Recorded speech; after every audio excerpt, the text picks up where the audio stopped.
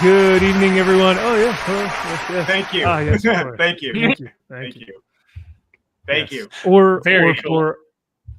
Hey. Very cool. Very cool. Very cool. Very cool. Very cool. Very cool. Very cool. Thank you and welcome everyone to Max's Man Cave episode number 90. We are on our way to 100. We're super excited about that. And we have a ton of really great topics for you, for everyone to talk about tonight. We are joined by Josh McDonald, Dolan, aka Drew, and Alberto Magnifico on a special appearance, Aaron Sparrow. Good evening, sir. That's right. It is a special appearance. I am not at home, but as you can tell from the different lighting, but yeah, I wanted to be here. Well, thanks, man. We are happy to have you here. So it is in fact very cool. Very cool. But before we get into tonight's topics, Jamin, my man, let's go, dude. Thank you so much for the $50. I genuinely, I mean, seriously, I'm very grateful for your gift of this $50. And trust me, it goes right back into the show. We love to provide you guys with any type of content or research that we've done. For example, we're going to talk about the Superman documentary tonight. That's going to be, I think it's a really great documentary that may have some flaws and may have some couple things that people may not expect, but stuff like that where we get to watch something and give back to you guys and give you some reviews. So thank you so much, sir. We greatly appreciate the 50. And let's see, what do I want to pull up? You're going to spend that all on female custodies, right? Oh no! when they release the models, yes, betcha. And then I'll build them and I'll paint them up, and I'll go and then I'll smash the Space Marines with them, and I'll go because the female custodies are way better. That's right. That's right. Yeah, girl boss. With girl boss moment. But yeah, Jamin, dude, seriously, thank you for the 50. This is for you. Strength and honor. Strength and honor. What we doing live? Echoes in eternity. He says, you are all entertaining to just be around for all of us. Well, we are happy to be around for y'all. Once again, man, seriously, bottom of my heart, really appreciate your support. It means the world. And we wouldn't be able to do this stuff without y'all. So I have not started Space Marine 2, unfortunately, but I think we may have found a way that I can potentially get it that's still relatively within a good price range and not $500 to $600 or whatever. So I got to get with Vex and we can see if there's a good like Xbox or PlayStation that's like within my price range. So we'll PlayStation, see. But PlayStation. I know it's got to be PlayStation console, so right? that I can play with you. Yeah, but yes, yeah. Mm-hmm. Because you have a PS5, right? Yeah. So we can squat up and we can go burn some heretics. We can slaughter heretics together, brother. Yeah. The masculine urge to vanquish Xeno scum is just boiling inside of me. I dream about it every night. So I know. I had to go back into Red Dead Redemption and kill some inbred rednecks just so that I could cure my insatiable bloodlust that Space Marines 2 has awakened in me. Yes. Oh, I love it. So, and now that Drew and Aaron are on the show together, if you guys don't know, they were on last week's Friday night show, our comic shop conversations, and we talked about their new comic or their new comics that they're going to be having out at the Comic Mint. So TCM Press. So go check this link out. I put it in the chat and also in the description. You guys can go check this out. And they've got their books that will be in New York Comic Con. Where else can we find them, Drew? At the actual website, right? Yeah, at the actual website, there's going to be 100 total copies printed, period, for each cover. And it's going to be a limited pre-sale before New York for 20 copies each. And those should hopefully go pretty fast. And what's interesting, I was talking to Steve Finkel last night, no official announcement has been made yet from the Comic Men, from Steve. And Steve, I think they're planning on making the official announcement, I believe, this week. So once that goes out, because right now it's just been people on YouTube and Facebook we've been notifying. But once he lets his customers and everyone know, then it's going to be massive. And I think by the time they launch the official books, these should hopefully sell out pretty fast. Do you think when he makes the announcement, do you think that it'll be covered by like Bleeding Cool and The Beat and those kinds of places? Do you think it'll be covered then? Well, it's funny you mentioned that, Aaron, because I actually reached out to them and I offered to pay them. Like, hey, I'll pay you guys who want to talk about us. I reached out to Bleeding Cool. I reached out to Bounding in the Comics, comicbook.com, CBR.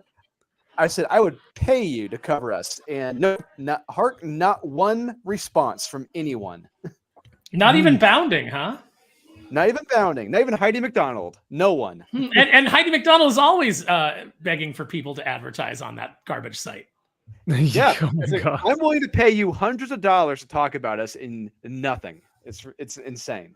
You know what? Maybe we should just go over to Fandom Pulse. Yeah, maybe. Well, I wonder if so have you guys ever heard of the magazine? I think it's called Anvil, and it highlights like all the upcoming crowdfunding projects that are coming out. It doesn't necessarily have to be Comicsgate. It's just kind of all indie publishing books that are coming out. Anvil, I think, might be maybe another shot, Drew, that you can try out. Maybe that might be the next shot. But yeah, that's I'm surprised that Bounding wouldn't at least give you guys a shot, because they're like specifically about, but then again, I don't know. It's tough, man, because comic books don't get a lot of traction anymore as much as they used to, unless it's backed by drama or something. And that's, that's not what It's you guys true, are. but if you're offering advertising dollars, you would think you'd be like, okay. That's a good point. Yeah. That's a good point. So in Bounding's case, I have to assume that just like they're understaffed and maybe someone hasn't gotten to it yet, because I feel like they would do it, but yeah. I don't know if Trent is the one who runs the whole thing, right? He might be a one-man show. I don't know. No, John F. Trent is no longer there. He moved over to thatparkplace.com. He works for WDW Pro now. Oh, okay. Well, I had no idea. Thank you. But all that being said, if you guys want, please go check out the Comic Mint to go check out Drew and Aaron's comics.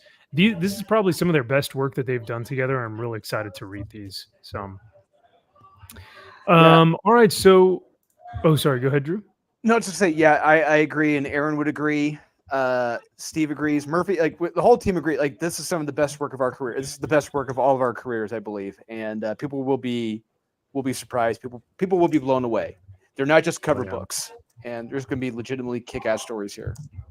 Sweet, dude. Yeah, I'm excited. Well, I will say that we're going to get into our topics here in just a second, but I did want to mention I just returned from DC. I was in Washington, DC. I was there for a conference for my actual big boy job. I was there. Max, actually, you went to a Kamala conference? Okay. Well, I mean, listen, I want joy, okay? I don't want to be unburdened by what has been, or I do I want to be unburdened by what has been? And I'm not sure. I know that, let's see, as someone who came from a middle-class family, I know that I would like to be unburdened by what has been for the last almost 4 years. I would love to be unburdened by that. That's a good point. And because I can see what can be unburdened by what has been. By what has been. I can see. No, and it's a good point, because when she says we have to move forward, or when Walt's wife, when she says turn the page, and they're also saying you're waving goodbye to the previous administration. That's a good point, because I want to wave goodbye to the previous administration, and I do want to move forward, but not like this. So we'll see. But Josh, you kind of, I guess you kind of outed me a little bit. So I did go to a what would you call it? Not a conference, a rally, for her. And during my time there, there were protests outside of Mac, which I found out what it was. It was an Apple store. and the protesters were standing outside. Oh no, Josh. Can I just say this? Can I just say this? Since Josh has honored us with this this wonderful picture of one of the great minds of our time. I just want to say that my fellow Americans, as a young boy, I dreamed of being a baseball. But tonight, I say we must move forward, not backward, upward, not forward, and always twirling towards freedom. Thank you. Amen. Wow, that was beautiful. Hang on a second. Thank you. That's what that calls. Yeah. That maniacal laugh. Yeah. Maniacal laugh. Oh, brother, this guy stinks! So, as I was there, like I said, the protest that I saw outside of the Apple store, which was like at 7 o'clock in the morning in my hotel room, and I hear this woman screeching, cackling at the top of her lungs. Do you think this is funny? Genocide is not funny. Just screaming. And everyone is like, shut up, get a fucking job. Like, everyone just telling these people to shut up. It's 7 o'clock in the morning. No one wants to listen to this. They're waving Palestinian flags and just causing a nightmare. So that's DC for you. But one of the other things that I noticed at the Kamala rally. What if you do think it's funny, though? She's like, do you think this is funny? And you're like, no, I think it's hilarious. Like George Carlin. Yeah, George Carlin always used to say, like, somebody's like, you can't joke about this. That's not funny. And he goes, F you. I think it's hilarious. And now I'm going to make a joke about it. There was one thing that I noticed while I was gone. So at the Kamala rally, otherwise known as the convention for my big boy job, a lot of the people that I work with is for career. It's for, talking to individuals within different, companies and corporations and looking at the career market and, coaching and mentoring young individuals, young professionals in their career journey or whatnot. And so for this conference, we were there to, it was essentially, I'm going to call it what it is. It's essentially a DEI conference, like an international DEI conference. And it's called, well, I won't say what it's called, but it highlights the companies who are hiring marginalized individuals, people of color. And I will say I was one of the only white people there. And as Shocking. I was going into this, I know, right? Did you tell people you were an albino? You're like, I'm an albino. No, actually. I'm an albino. Guys, it's okay. Guys, it's fine. I'm an albino. It works.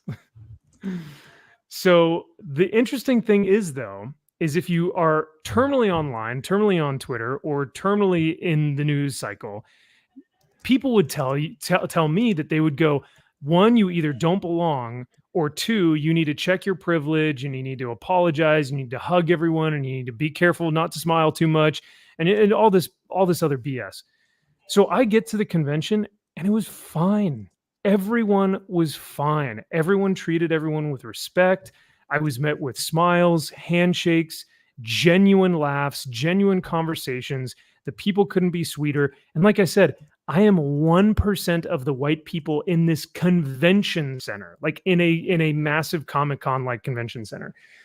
And so one of the things that I realized is coming home is that this whole plot, this whole plot to summarize racial relations is that everyone is doing this. We are doing this, but it's so misconstrued and it's so forced, because if people were to actually interact with others in the world, I feel like it wouldn't be this bad. Because I don't know, I just felt like I had really good, genuine conversations with people. But that's just my perspective. And maybe I'm wrong here. So with that being said, I wanted us to do an exercise real quick before we get into our topics tonight. And I wanted to make sure that we're doing the work, right? I think that it's important for us to complete this workshop as a team, right? We've been doing these streams for a while now, And I think it's only fair that we take the time to check our privilege. So thank you to Drew, who found this for us, this workshop. And I think that we as a team should be DEI trained. Is that fair? Can we Yeah, I want the channel to be more inclusive. So let's do this. Let's do the work. Yeah. Sweet. Well, thank you. And before we do that, I do want to say hello to Rudy Taitague, member for 22 months. My man. I believe it's pronounced Taitague, if I'm not mistaken. Oh, you know what? You're right, actually, because he saw you in San Diego, didn't he? So Taitague, is that correct? I think that's right. I'm remembering, but I think that's right. Taitague. Well, I need to check how I'm saying that because yeah, he says, "Sup, y'all? I think whoever writes Dokuman writes for Kamala."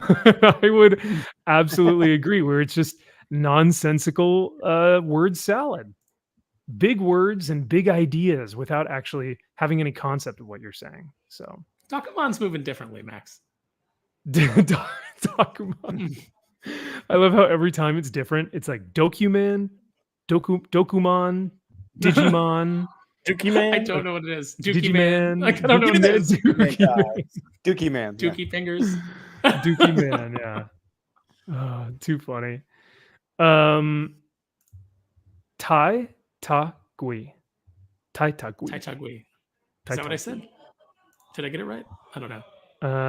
Tatiana? Tatique? Tatiana. Tatiana. The drinker's coming. Literally. Oh man. All right. Well, let's see what we got here. Once again, thank you. You're not Rudy. gonna read my beautiful Dokuman song. Oh. Dokuman, it's you and it's me. you and me. Dokuman, I know it's my destiny. Dokuman, you're my best friend. On cards I cannot comprehend. Beautiful. Bravo. Those are fun. The Dokuman cards? Yeah, they're fun. They're something. They give me a lot of laughs. I'll tell you that. I paid $75 for a ton of laughs. So, Man.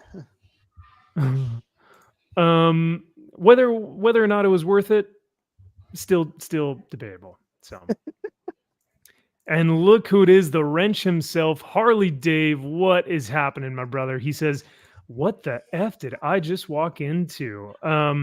Well, we're about to conduct a do the work workshop. And I think it's important for us as a team here on Max's Man Cave to go through this and just to check our privilege and make sure that we are, in fact, doing the work. Like a Seinfeld episode. I don't know why that just went off. Do the work. Yeah. So let us see. It says, Do the Work Workshop is an innovative, new anti-racism workshop that is taking our nation by storm. With a bold, innovative approach, this workshop challenges the status quo and pushes the boundaries on anti-racism work. Hello, colonizer. Oh, man. We're off to a good start. Yeah. Yes. Before we begin, embrace your woeful ignorance and take a moment to acknowledge whose land you illegally possess. That's kind of true, guys, eh? I mean, I'm sitting on it right now, so I guess I have to kind of. I mean, I am from Haiti, so. Oh no! Yes. I'm glad that they called me a colonizer because I am glad that they recognize the inherent dominance in my blood, that it is my manifest destiny to go out and conquer, and I have done so, and thus I stand upon the stolen land that I have robbed from their ancestors by my right of being superior. Ooh, you know what? That sounds like. Oh wait, I didn't do any of that. I didn't do any of that. I was just born, and I. and then I was like, oh, I'm here now, Kong. I guess I didn't have to kill anyone or like scalp anyone. I was just here. So yep. This one I think is important. Do you over smile? According to the illustrious Robin DiAngelo, many Black people have suffered the awkwardness of white people over smiling. If you are guilty of over smiling, we invite you to take our 2-hour intensive course at a theater near you. The time is to heal is now, and also now. The time I just don't laugh at work. I just don't laugh. I do like a minor like kind of a minor smirk. I've learned that the small smirk, just don't laugh. Well, what am I supposed to do? Because I get called into HR when I scowl. Yeah. Either way, you're wrong. So, and either way, you're racist. I mean, regardless. I like the third smile because he goes from like, okay, watch. It's like, hey, how's it going? To, it's a really nice day. To yeah, it's a really great day. Your hide would make a fine poncho. Yeah, it's very Buffalo Bill-esque at the end there. This last one, it's like, oh. Was she a great big fat person? And I think it's fair that we all recognize that we are in fact racist, but how racist are we? I like that these move. I mean, yeah, it's like I don't know. I don't have my 20-sided die. Maybe I could roll a nat 20 on being racist. I don't know. Is a common misconception? Oh, yeah. Just looking at the panel of people, I know who 4 of them are, but I don't know who the man on the far left is. I don't Isn't either. that Jussie Smollett? Oh, Jussie Smollett. Yeah. Is he the least racist? I think so, yeah. I think Jussie Smollett is probably the least because he was attacked by racists. But he was attacked by himself. Yeah. 3D so he's chess. super racist. Yeah. Oh my god, that's so, I would reverse this. Yeah, that's not how you do masturbation, man. I'm sorry. Yeah, I don't know. Well, this is the woman who pretended to be black, right? Rachel Dolezal. Yes. Rachel Dolezal, yeah. That's right. And then the guy Abe who freed Lincoln, the slaves. Did he free the slave? Allegedly.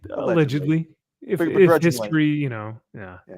And then the guy who got blacks into country clubs in New York for the first time and was celebrated by people like Jesse Jackson up until the moment that he decided to run for president as a Republican. Right. Yeah, see, not the right party. So automatically makes him a racist. So, and then of course the ghost figure, Casper. Yeah, my uncle would wear when he would go to his ghost parties in the woods. I was about to say Uncle Jerry. I was gonna say what Kyle wears on a Friday. So there you go. Oh no. Yeah, that's why he couldn't make the last weekend show or 2 weekends ago. He wasn't able to make it. He had a rally. No, he was busy getting fertilizer and everything else. For some reason, get a lot of fertilizer. Yeah, a lot. Yeah. A common misconception about racism is believing that one either is or isn't racist. However, racism is non-binary. Think of it as a scale from 0 to 10. How racist were you last night when you crossed the street to avoid a black man? And then there's just a special note here at the bottom that black people cannot be racist. So I think that's a good distinction to make. Oh, okay. But I've seen black people cross the street to avoid other black people walking down the sidewalk at night. Are they not being racist? No, they're making way for other black people to move down the street freely. Oh, they're saying push on, brother, push on. They're moving differently. They're moving differently. Dokuman? Yeah, they're moving professionally, I think is the new motto. So and then I think it's smart that we recognize any racist relics of colonialism. So for example, I had coffee today and I forgot how racist that is. So I need to check that. I did in fact finish my MBA, so I should probably, give that back to someone. Just a lot of things that here are really what is that? Is that a supermarket? Like being on time. Look at those racist ass eggs, man. Every chicken in there is just filled with hate. Jolly Ranchers? Jolly Ranchers are tools of colonialism? Andy? Come on. But they specifically chose Jolly Ranchers. What have Jolly Ranchers been involved in? Jolly. They make you jolly. That's why you shouldn't be happy. Oh, all right, y'all. That was a great lynching. Everybody did a real great job. Come on into the house now for coffee and Jolly Ranchers. I have to say I understand the peanut butter because of Frederick Douglass. However, I don't understand the curling iron. I thought the peanut butter was stolen from George Washington Carver. I think Fred Douglass created peanut butter. I'm not sure. I thought he created phonograph needles. Oh. Well, the curling iron is cultural appropriation, Josh. That's an easy one. If you curl your hair, that's cultural appropriation. Oh, man. Yeah. We have white silence. So you've never said the N-word. That's someone on the panel has said the N-word pretty recently, but behind the in the green room, we couldn't get him to not stop saying it. So. I told you I was listening to DMX. Oh, okay. Well, in that case, that's good, but far from enough. Saying nothing is called white silence. You don't want to be caught with your mouth closed. Hearing racism is also a form of racism. Do not remain silent. Join a Do the Work workshop today. Wait, hearing racism is also a form of racism? I guess if you don't say anything, if you don't say, "Hey, that's racist," knock that shit off. Oh, gotcha. Yeah, because then you're being violence, you're being a quiet accessory to racism. That's right. Therefore, Which is also you're why we have supporting to say again. Oh, therefore supporting it. Yeah. Come on. Which is also why we have to speak for marginalized groups. Utilize our white power. I don't know if that's I'm surprised that I don't know that that's right. I'm surprised that billiards aren't on here. Billiards are super Where's racist. math? Isn't math racist? Where's math on here? That's right. It is. Yeah. Right. Being on time is racist. Billiards are racist Yeah. because you can't win at billiards until the white ball knocks the black ball off the table. Oh. It's a metaphor. Also, It's a metaphor, Max. What about Also chess? hiking. Because the white piece, the white goes first. oh my gosh. You know why? Because he's Um, appropriated the first move. He's taking up space. He's taking land with his first move. Yeah. He's white spreading onto the rest of Oh the no. But yeah, no, hiking is also racist, by the way. Because remember when, like, if you ever go hiking and you see someone and they like cross you, or they like, they're going the opposite way, and you kind of give like the little kind, common nod that's just kind of like, yeah. That's really racist. Yeah. Like, what's up? Mm-hmm. Super I'm learning racist so on much. hiking.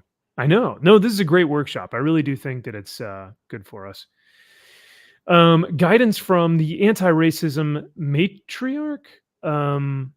Anti-racist resources. Beware of fascist, Nazi, white supremacy. That's a lot of big words. Anti-do the work propaganda. Swearing to make a point. Learn the truth. Wait, swearing to make a point is racist or anti-racist? Anti-racist. Activists featured in Am I Racist? So I should swear to make my point? I guess so. Yeah, because This lady's woman, mad about Moana. yeah, this lady who was mad about Moana says the documentary was a piece of shit. So Is she the matriarch of that we just read about, the anti-racist matriarch? Is that her? I guess so. Is she like the Gaia of that's- anti-racism? I'm sorry, that's Robin DiAngelo. She's the matriarch. Oh, okay. I think that's what. Yeah. Well, gentlemen, I think we've completed our Wait, but what work about there. whipping? We didn't whip ourselves. What do we? Yeah, we have. Oh, windows yeah. up. Self-flagellation. That's right. How could I forget? What are we supposed to do there? Determine if self-flagellation is right for you. Do the workshop is not responsible for injuries. That's fair. I'll allow it. Hey, I have a question in the white silence section. Why is Chris Gore in a bathrobe at the head of the table? What's going on there? It's a good question. I mean, Chris is pretty racist, so I like how this woman is like, "Hey, that's racist." And poor Chris is like, "Oh, I didn't. Oh, sorry." Oh, well, all I asked you to do was pass the butter. Yeah. Or he's like, "Oh, could you pass the syrup?" And it's got Aunt Jemima on it. She's like, "Hey." So I think this was a success. I love that dude's over smile. I can't get enough of that. I know just this can't get last enough one of is him. like, It's it looks like it hurts. Like his face physically is like in pain. Like, yeah. that's my face when someone's telling me about the weird dream they had. You're just like, I'm just like, stop talking. Well, gentlemen, I think we've done the work, and I think that we can say that we're better off for it. So I like to think You're that better. I'm an anti-racist now. I'm not just not racist. I'm actively anti-racist because I did the You're- work, and no one can take that away from me you're part of unless they colonize my work. Oh no. Well, you are now what do you call it? You're now a advocate. You're now an advocate. So there you go. Or sorry, an ally. An ally. An ally. An ally. So, and you know who else needs allies? Men. Because men's spaces are being taken over by activists and weirdos online. So one of the topics I wanted to cover tonight was men's mental health and how it plays a large part in our hobbies, what we tend to do together as men in male-dominated spaces, in groups of men, lots of active, like whether it's hiking or playing sports or going out skiing or fishing or hiking, like I said, or it's like going to a comic convention, going to a hobby shop like a Games Workshop or something, playing D&D, whatever it may be. Men tend to have a lot of hobbies, video games, and they seem to be infiltrated and taken over by a lot of, like I said, activists who tend to be women. So recently on Twitter, I'm going to go ahead and share my screen here. This was shared by Denisha Carter, and she says, if men's mental health mattered to men, they'd be creating safe spaces for themselves and each other, pursuing therapy and creating community. Instead, they perpetuate the very behavior systems that have handicapped them in the first place, refuse to support or create community amongst each other, severely damage the women in their lives who try to care for them, and attack women online for not doing the work for them in replies to tweets like this one below. LOL. Okay, first of all, I have tried to fix all the women in my life. Okay. Oh God. I haven't done any damage. I have put in the work. Okay. You're talking about putting in the work, right? Yeah, I'm putting in the work. Yeah, I tend to have this reaction whenever I see a comment that is this ill-informed and just ridiculous. They ask you how you are, you just have to say that you're fine when you're not really fine, but you just can't get into it because they would never understand. All around me are familiar faces, worn out. So Critical Drinker actually responded to this, and he says, people like you made it literally impossible for men to have any spaces, hobbies, clubs, interest groups, or social spaces of their own. People like you mandated that women must be included in everything that they do. And now people like you berate them for not having the very things they're prevented from having. People like you are the problem. What do y'all think about this? I don't know if you had seen this earlier this week, but I loved Drinker's response to this because I think it just hits the nail on the head, and in fewer words than most, I think it really gets down to the point of why why we see so many men kind of retreating to video games or retreating back into comics or whatnot, because they're trying to get back the spaces that they once used to have. But I don't know. What do you guys think about this? I mean, I think it's a fair he's right. comment. Yeah. There was another response that I think if it may have been a male, but someone else responded to, and they went through this list of things that were like men's spaces. And they're like, blank was a men's space, women invaded. Blank was a men's space, women invaded. Blank was a men's space, women invaded. Blank. And they just went through this list. And it was like a progression over decades. And I was like, that is a good response. Because if we discuss invading women's spaces, then it's like, no, that's our space. What are you doing? I mean, that's happening. That's happening now. All you have to do is say you're a lady and you can invade women's space. But the only reason it's happening is because if the women actively try to fight it, then they're not so liberal after all. Womp, womp, womp. But no, I think that's a good point. I'm trying to find that tweet or that response. Do you know if it was a quote tweet or if it was like a comment, or do Do you remember? I what it can't might have even been? remember now. No worries. You know, the funny have thing to. is that women were always welcome in men's spaces, so long as they were cool women that didn't come in and try to change everything. You know, women who came in and, you know, it's like there were plenty of women who liked Star Wars. There were plenty of women who liked D&D, you know, and they would come in and you would be glad to have them, but they would be there because they were there to play the game as it exists, as, you know, as you were playing it. They didn't come in and say, I need this to be, I don't really care about this, but I'm a narcissist and I need everything in this game to cater to me personally. And those are the types of women that came in and caused problems. And not just women, but they also brought their little femboys with them, you know? So like all of these little, you know, just like going like, oh, I need it to cater to me. And I don't know why you incels don't want to do it. I don't want to make the game about you because you are not interesting. The game is the game is the game. It's been designed. It's in a way that we like. You know, and it's also an open game. So if you want to go play over there and you want to do D&D prom, the rules are flexible enough that you can go do it. But making every single one of us recognize all of your stupid little idiosyncrasies that you want put into this game to make yourselves feel better about your failed and useless lives. No, that's where we reject it. Well said. Extremely well said. I think that women who've come into this, like there's a woman that goes to my local game store and plays Warhammer. She paints a couple different figures and she gets into the lore, loves the figures, loves the setting, the atmosphere. She's there because she likes the hobby. If she were there to try and change things, she's a tourist. She shouldn't be there. Whether it's a girl, whether it's a guy, those tend to be activists and tourists that want to change the game for their own sensibilities.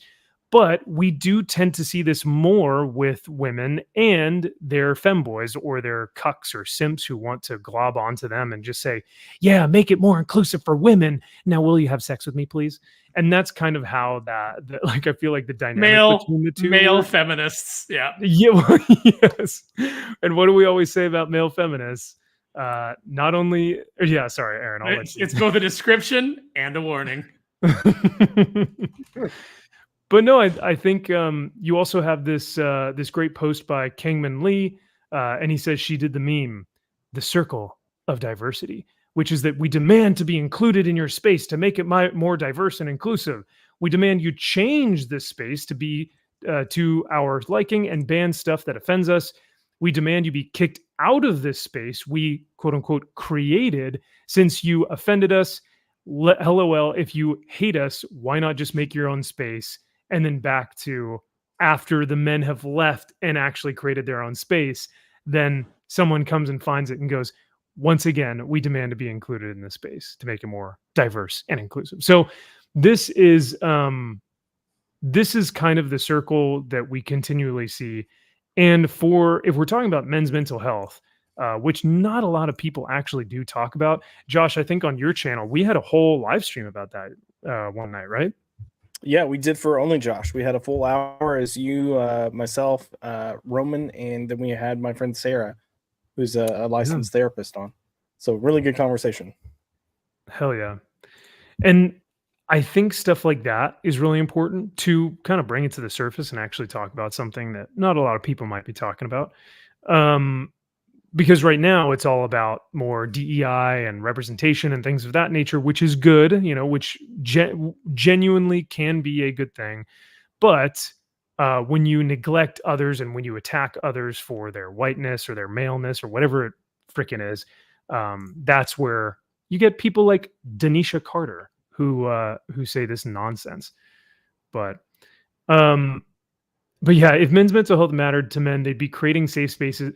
They wouldn't be safe spaces. They would be just regular spaces. They'd be clubs or you know, hobbies or whatever. No, because real men create danger spaces. Yes, exactly.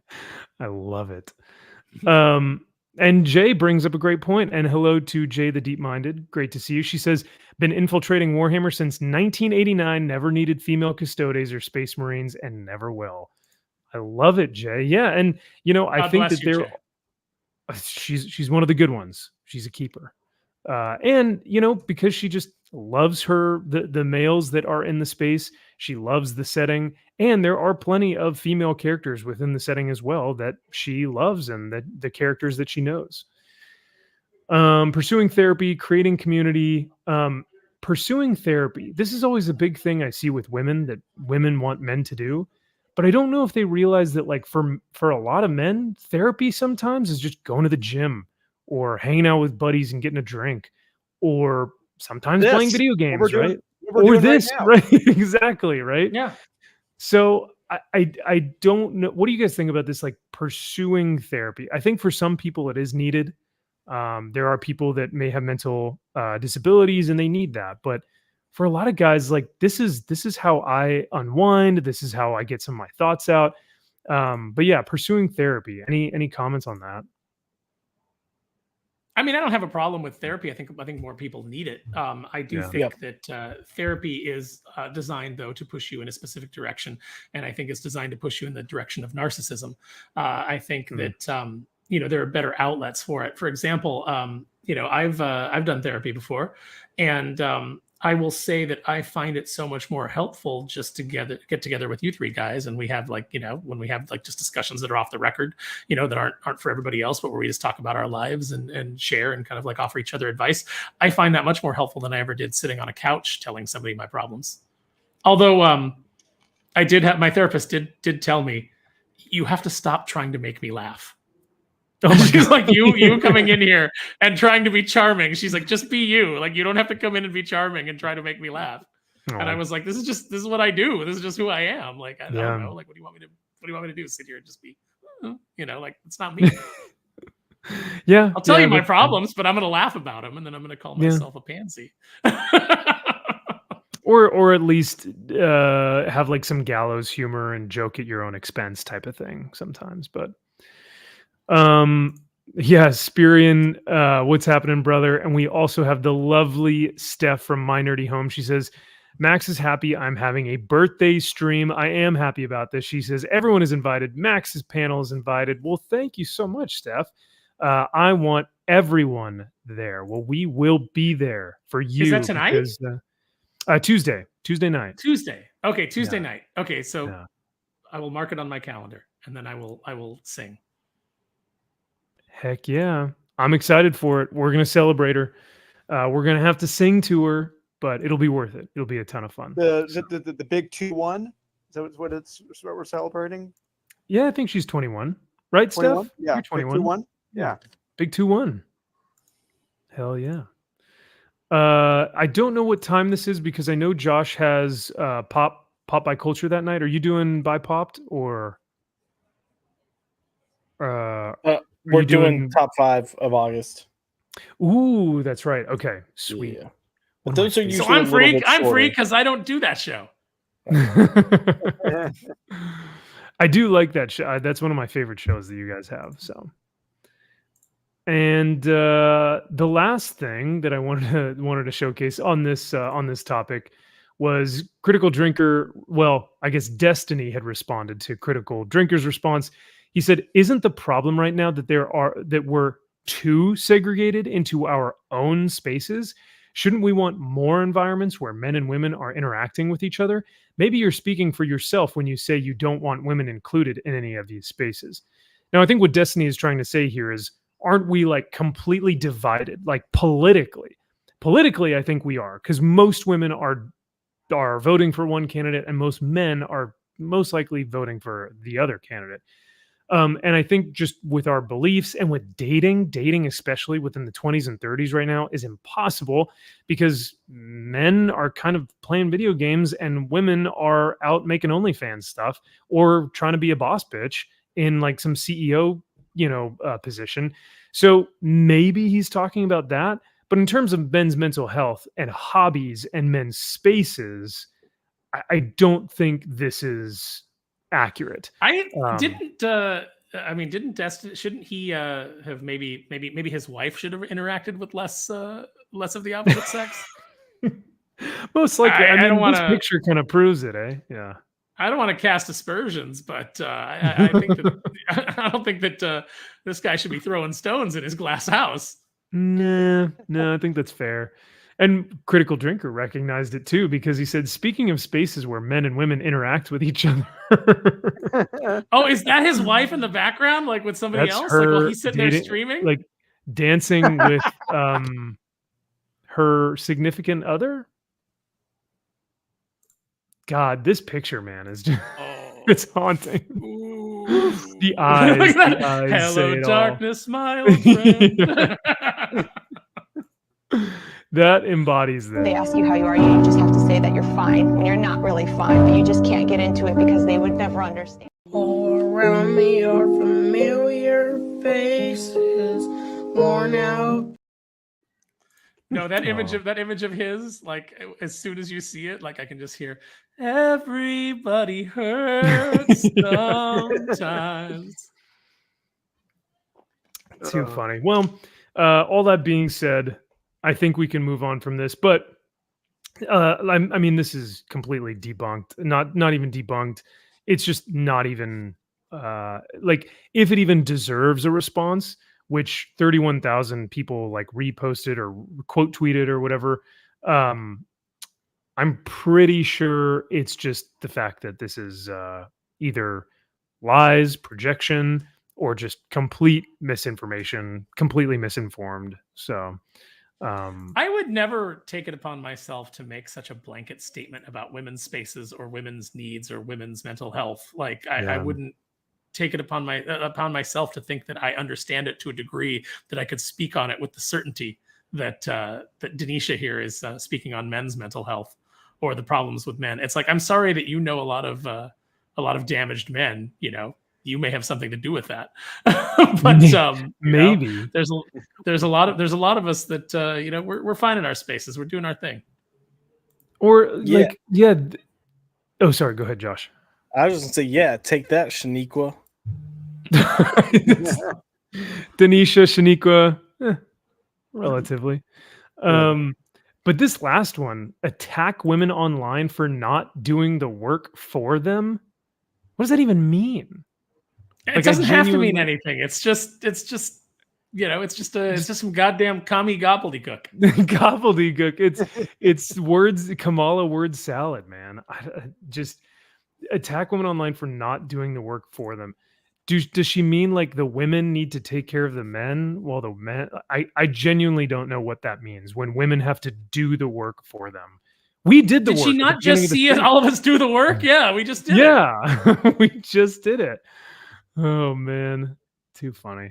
Well, let's move on from this. So the next thing I wanted to talk about tonight, I had the hardest time. I don't know why, but it was like impossible for me to find these variety clips of the guy who sounds like this at the red carpet. Why does it look like he's like totally like feeling up Aubrey Plaza right here in this photo? Like, oh no, he's way too gay. He wouldn't. This guy gets on my fucking nerves. This guy's an idiot. He's talking. He This guy talks like Snagglepuss. He talks like Snagglepuss. Yeah, heavens to Murgatroyd, stage left. The gayest show I've ever seen. Do you agree? Do you agree? It's so He sounds bad. like he's gargling ball bearings. Like he's harder to listen to than RFK. Yeah. That's true, actually. Yeah. So I'll go ahead and play this. I think everyone has seen this like 1,000 times, but it's still funny regardless. For those of you who don't know, Agatha All Along is the new Disney Marvel show, and it is being hailed by this one man. Yes, hailed and gayest. marketed as the gayest Marvel show to date. And let's see what they have to say. Back and see what happens. So that I like to watch TV. This is bad. So I'm told, I've seen the first episode, but Agatha is the gayest Marvel project yet. Do you agree? It better be, because that's what I signed up for. Look at how uncomfortable she's like. Yeah, Does she have a that's cane? what I signed up. Yeah, for. she's had a knee injury, so she's walking with a cane.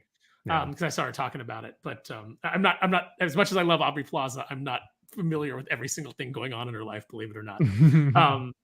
But she's so sarcastic. Like you can see her here kind of just being like, I just gotta roll with this idiot, you know? And so she's just trying to be funny. Yeah, that's what I signed up for. Like she's got such a sarcastic way about her that she can kind of deflect anything. You know, like she does a much better job than maybe anybody, except for the gay guy on the show who's like, well, it's not really what the show's about. Much Oh, to this he said that. chagrin. Yeah, he's just like, I mean, he's like, yeah, there's like gay characters in it, but it's not really show's not really about that. Oh wow. And Even this the guy's, gay but guy. I is like, heard, I'm told the gayest. This is the gayest show. Yeah. You're almost going into Fat Albert, Max. You're like, hey. This show is gay. Fat Albert. Agatha is the gayest. Is the gayest. Yeah, it's almost Marvel project yet. What is that music? I need to. Yeah. It's an ad. That's one of those guys that's being gay is his entire identity. Yeah, we just got really gay, and I really hope that doesn't take down my stream because that would be unfortunate. So, like, what are your plans for the weekend? Oh, so Saturday, we've got to wake up. We've got to go eat well in West Hollywood because Mama said so. And then later that night, we're going to the Abbey for some cocktails, but only because Pump's closed. And then Sunday, we're doing brunch at Hamburger Mary's because they have the drag queens. And then from there, it's Sunday fun day, just all day, like until we pass out at 7 p.m. Like, I mean, and then we're gonna rewatch Agatha All Along because it's the Gayest Marvel show of all time. Very cool. Very cool. Very cool. Very So gay. cool. That was impeccable. Wow, that was so accurate. I was like, I've never seen this side of you before. So, but it's like, probably Max, I'm starting to wonder if maybe Josh is secretly gay. Yeah. Whoa. I wonder if he's actually really gay, guys. Or, I mean, sorry, this music is in my ear, and I'm trying to get rid of it, and it's not going away. I'm so sorry. Leave. Okay, there we go. Max, I heard the yes, dream is the gayest dream. The gayest dream. Having some Murgatroyd. I've got the vapors. Oh my god, it's so gay in here. And you know what's so wild is that like us doing this is for a lot of people maybe offensive, but for Marvel to do it, they're like, "Oh my god, I love it so much," and it's like, wait, I don't. So when it's a caricature done by a big corporation or like a government affiliation. When it's a like it's an overemphasized caricature of a gay person, you're like, oh, representation matters. But the second we do it as like a comedy bit, it's like, that's offensive. I take offense to that. And it's like, wait a second, hang on. So I think I'm it's just an impression of Homeboy there. I'm just imitating his voice. Yeah. His Yeah. persona, like, Also, trying to be as accurate as possible. According to Bo DeMayo, Marvel and Disney hate gays. Like, I don't know. I mean, that's right. No, that's a good point. Yeah, Bo DeMayo had said it himself. So don't have pride. Gosh, he may have the gayest OnlyFans, the gayest X-Men OnlyFans. I've been told. I heard. Do you I agree? Heard that it's the gayest OnlyFans that you've ever seen. Yeah. I'm gonna be on Wacky Races later. Do we really have any thoughts on this? I know every other channel has covered this, but I just, like I said, I wanted to play the clip because I find it absolutely asinine and honestly kind of fascinating that we're at a point now where, well, we're still at a point, this continues to keep happening, that these like premieres, these big show premieres are just, they are based, or these interviewers will base their questions off of where you put your dick in people. You know what I mean? And that just, I don't know. It's like, I feel like that is not probably the best way to go about it. I mean, like, if I had Aubrey... I was gonna say I'm of a certain audience, but my belief is that lesbians don't have dicks. Okay, sorry, excuse me. Why aren't you being inclusive, Josh? We just did the work. For we racism, just did the work. Not for homophobia and transphobia. Come on. Oh, okay. Oh, yeah, that's One true. thing We at need a to, time. Drew, you need to send us that do the work seminar as well. We haven't done the transphobia and homophobia one. Yeah, as soon as I free up my laptop, I'll get right on that. Yeah. My laptop's just filled with stuff right now of I'm different watching porn. I'm filled with it's full of porn right now. As soon as I'm done watching the porn, I'll send it to you. Yeah. That's fair. Okay, totally fine. You're doing the work. You know, you're doing the work. So. It's doing some work. Drew's like, my mouse is all sticky. I don't know why it's so sticky. I mean, it's the buttons. No, I mean it's stuck to the desk. Yes. Oh no! What are you guys? But doing? I You guys mean, bring out the worst in me. What are you? we're a bunch of. It's okay. Yeah, look, it's one of those things where like we went from being like, dear God, actors, please stop talking, to now it's like, oh God, interviewers, please stop asking stupid questions. Because it's like we finally got actors to kind of like scale back on talking about identity politics, because there have been examples where like the marketing of a show was all about identity politics, and then you watch the show or the movie and you're like, okay, that was barely present though. Like exactly. Two guys kissed for like half a second in one scene, and but we spent months talking about this. Josh, that saved lives. It did save lives. I'm glad Aaron knows exactly what show or movie I'm talking about. That's right. I had a copy of The Eternals, and I saw two guys kissing, and someone shot at them, and I hurled the Blu-ray of Eternals in between them and the bullet, and it saved their lives. Saved their lives. I see. Yeah, I don't know. I was gonna say I watched the first 2 episodes. Other than Joe Locke's character like being a gay character, which they don't even say outright, you can just tell. And there being hints of maybe a relationship hundreds of years ago between Agatha and what's her name? Aubrey Plaza. Yeah. I think the character's name is Rio because she dances on the sand. Well, they haven't said her name yet.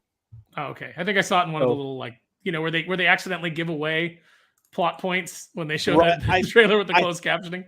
I think they've got a name for her. That's not her actually. Anyway, look, it's fine. It's not awful. It's not great. The gayest thing about it is what happens if she turns out to be Mephisto and she just turns into a man at the end? Well, so it shouldn't be because I'm not giving him. I am not giving him that enough credit because these dipshits had no clue who Mephisto was when they're writing, quote unquote, writing the WandaVision show. They had no clue who that was. These writers are dumbasses. Yeah, Jack Schaefer. And Jack Schaefer doing the show as well. But she said she didn't even know how to read a comic book. She stopped reading them because she was like, I got confused. Like I didn't know Jack where is to an read. idiot. And it's just left to right, baby. This is something that children pick up. Yes. You're right. Which should tell you everything you need to know about Jack Schaefer. But yes, exactly. So yeah, I mean, I think. So wait, Josh, you said that there was a gay character. How did you know without him saying that he was gay? Oh, because he acts flamey. It's not as bad as I thought it'd be. Yeah, but you've got that, which honestly didn't bother me as much in the moment as when it was in the trailer because of how it happened, like how it came about. I was like, okay, fine. And he's not as gay. That's like by far his gayest moment. So I was like, I can put up with this, but he's very clearly gay. So will you continue to watch the show? Yeah, for research, for science. I mean, look, here's what I will say. Gay science. It's better than what I thought it would be. It looks like there's actually a competent story. It's filmed relatively well. So yeah, I'm on board. And which this isn't from the comics, but I'll give them credit. They found like I was one of the people going, there's not a reason to have an Agatha All Along show. And they kind of picked up on one thing that was like, hey, so we kind of revealed in WandaVision that Agatha has been stealing almost every magic person's power since the days of Salem. So maybe we should kind of talk about that. And that's kind of where the show is. Like every witch they've encountered knows exactly who Agatha Harkness is. And they're like, you're a fucking cunt because you took my power. Damn. Or, they hate her. So interesting approach. But yeah. Okay. For now, I will tune in. But the real show to watch is Penguin. Go watch Penguin on Max. Thanks. Bye. Oh yeah, I'm excited to watch Penguin. Oh, I heard the first episode was pretty good. pretty damn good. Like, Was it? I'm calling it now. He's getting an Emmy. He's getting an Emmy, and the girl playing Falcone. Crap, I can't think of her name now. Sophia Falcone. Yeah, I think she potentially is going to get an Emmy as well. Oh, the mother from How I Met Your Mother. Yes. Yeah. Okay. Oh. Yeah. Okay. But Wait, she is the unhinged. one that was on the little cute one that was on 30 Rock, like the one that like ended up being the mom at the end, and she was on that episode of 30 Rock where she was like playing the dumb, like she had the ponytail and everything, the pigtails and everything. Yep. I love her. She's done more comedy than I think anything, but yeah. But they've got her as like big buff Sophia Falcone. They've kind of changed how the character is. She's petite, but she is psychotic. Like she is, they're like, you just, it's one of those like you feel uncomfortable because you're like, this woman is, she's crazy. Like just don't get close to her because she's crazy. Women be crazy. Am I right? No, I'm kidding. Yeah. But that's really interesting, man. I keep hearing that it is just like a good old like mob boss, like mafia show, set in the Batman universe. But I kind of like there's a place where I'm like I kind of long for just turn this into a Batman show. Like how cool would it be to just be a Batman show, right? And like have Penguin there, but like Batman should be a procedural detective show. I don't know. I feel like it would lend itself so much better to. I'd love it. I'd even love it if it was just a Gotham PD show. Yeah. That involved the mob and Batman occasionally intersects. Like I don't need Batman to be the main character even, but like just Gotham Central, like the book. Gotham doing Central. all this. Yeah, stop doing all this shit where you're giving me shows that are Batman without Batman. Oh yeah, Gordon fought all of his villains 20 years before he was Batman. Oh, okay, so Batman is beating up old men. Like when he becomes Batman, he's just running around beating up senior citizens. Yeah. Huh. But so Josh, you are recommending Penguin. Drew, did you say that you also watched it as well? No, I'm not watching it. I just don't like Matt Reeves' Batman vision. It's not for me. No thanks. Oh yeah, but yeah, I kept forgetting that Colin Farrell is Penguin. Like it's just he's so fucking good. Yeah. He actually came to my school when I was getting my MBA. He did a speech for a master class, and that dude he's brilliant, man. He really is something else. He's got so much charisma or as the kids say, riz. And he's just like, he's very articulate, but he's like, people just love him. He's just got like a lovable. Well, not just that, he's come a long way from the early 2000s when he was just like a party boy and everything, just to create. But he's turned into a fantastic actor. Like In Bruges is one of the best films he's ever done. Yeah. He's amazing in that. Yeah, and he stole the show in The Gentleman. Like every time he was on screen, I was just fascinated. Well, what I found really interesting is that he did that film, that really dark Irish film, not In Bruges, but it was something more recent that won something. But I forget what it was called. Banshees of Inisherin. Yeah, Inisherin. And he was talking about the film and what he did to study for it. And he had read this book about grief from a Vietnam soldier. And while he was on stage, he welled up and he started kind of crying a bit because he was talking about how impactful that book was and how it influenced him to deal with the grief of the film. And I was like, man, this guy's completely changed his perspective on his craft. Which, so like from that moment on, I had like so much more respect for him. Because like you're right, Drew. When you look like Colin Farrell and you're in your 30s, like you're gonna be sleeping with whoever you want, drinking with whatever you can get your hands on, doing as many drugs as possible, being the Hollywood bad boy. And it kind of led him to movies like Daredevil, Alexander, Alexander the Great, and not so great movies. So yeah, the fact that he's having this like what? Phone booth isn't bad. Phone booth isn't bad. I actually kind of dig. No, it. but it's a very typical kind of Hollywood movie for an actor at that stage of their career. Like he was getting a lot of those roles. Gotcha. So yeah, no, I'm down for his acting performances because he's really perfected his craft, and I think he's really like I think he's going to go down as a very great actor. So, and In Bruges is one of my favorite films of all time. So good. Yeah, it's fantastic. Yeah, so damn good. I think Mahler has said multiple times he cannot find any fault with the characters' motivations and decisions and dialogue throughout the film. Normally he's able to kind of pick apart and say, they missed this here, or wouldn't make sense for this character to do this here. And he autistically will break it down. And he said In Bruges is the only film that I have never found, or that I've never found anything to critique or edit or something, which I find fascinating. Well, also Ghostbusters. Yeah, I can see that. Yeah, for sure. 2016 version. The 2016 Ghostbusters. Get the hell out of here. Where are my wontons? Oh, my bunions. Oh. No, Dungy, stop dancing. Stop dancing. Stop dancing. Oh, my dog's name is Cat. And they're like, what? Yeah, my dog's name is my cat. It's like, and then he goes, or they have a really loud noise, like they hit the gong, and instead of covering his ears, he covers his eyes like a fucking retard. And he goes, oh, that's loud. Oh no, that's really loud. They're just like, I was like, I hate this. Yeah, I hate this movie so much. Well, let's move on to something.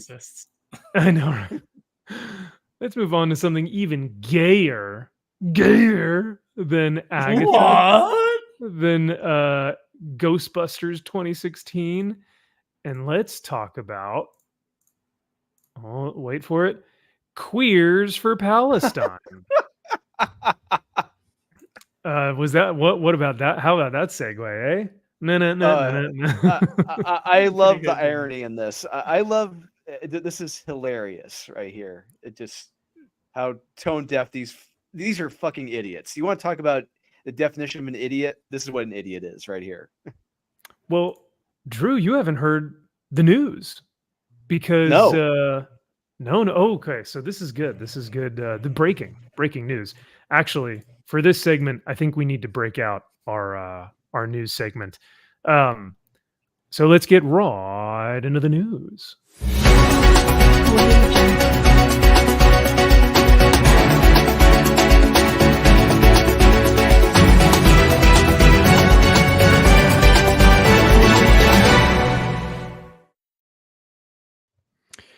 Breaking this just in, coming in from Northern Provisions Instagram.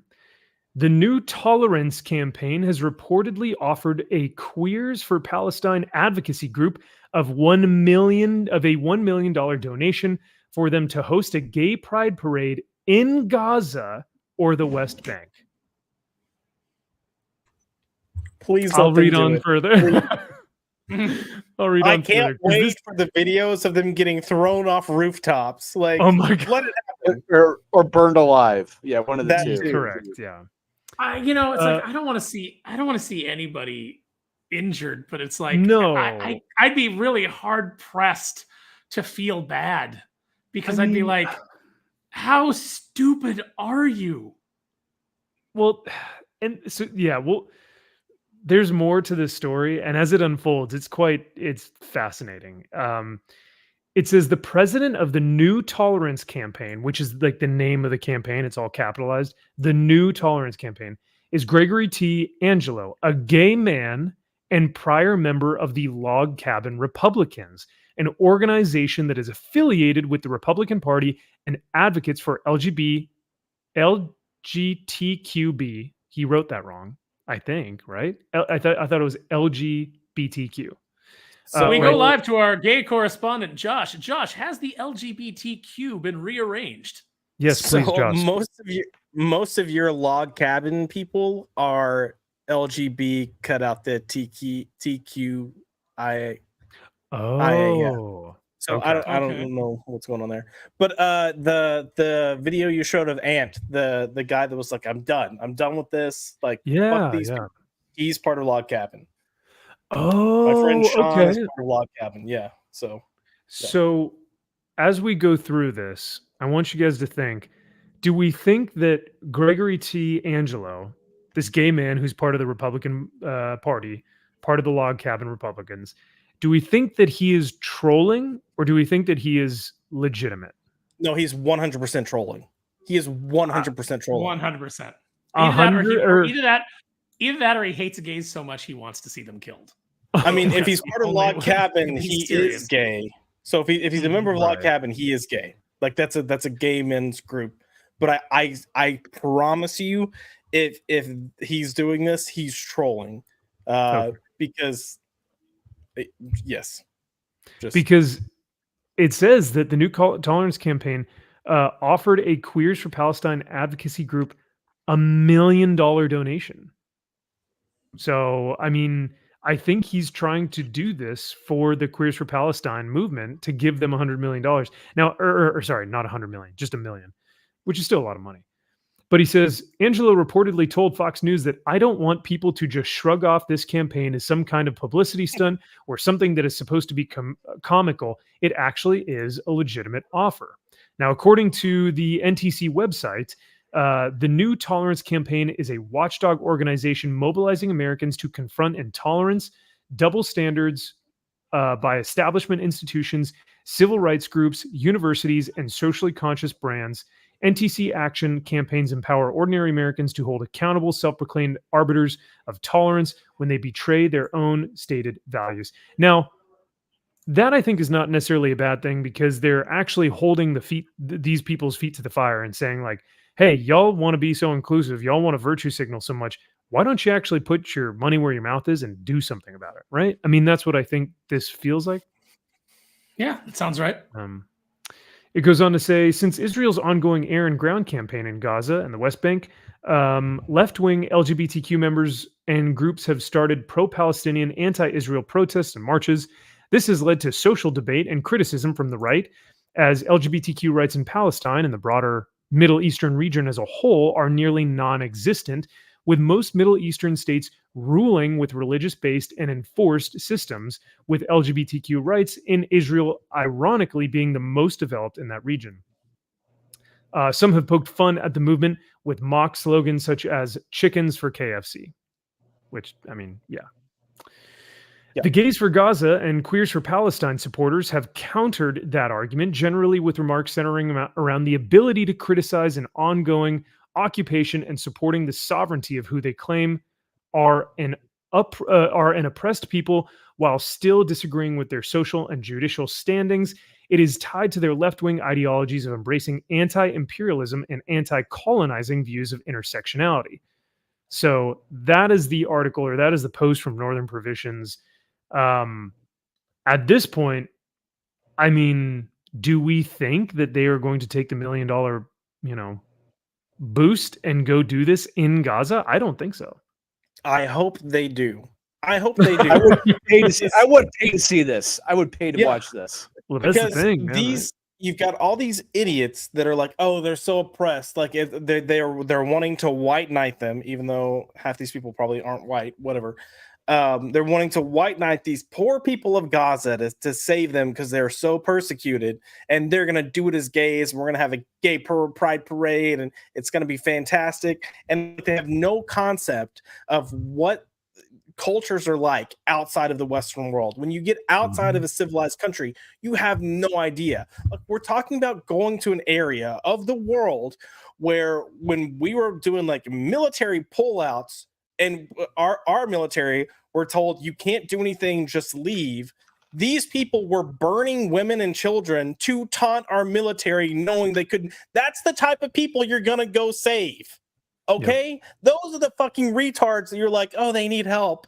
I'm gonna wear my whatever the fuck the scarf is called. I can't with these people. They're retarded. They're fucking retarded. Yeah.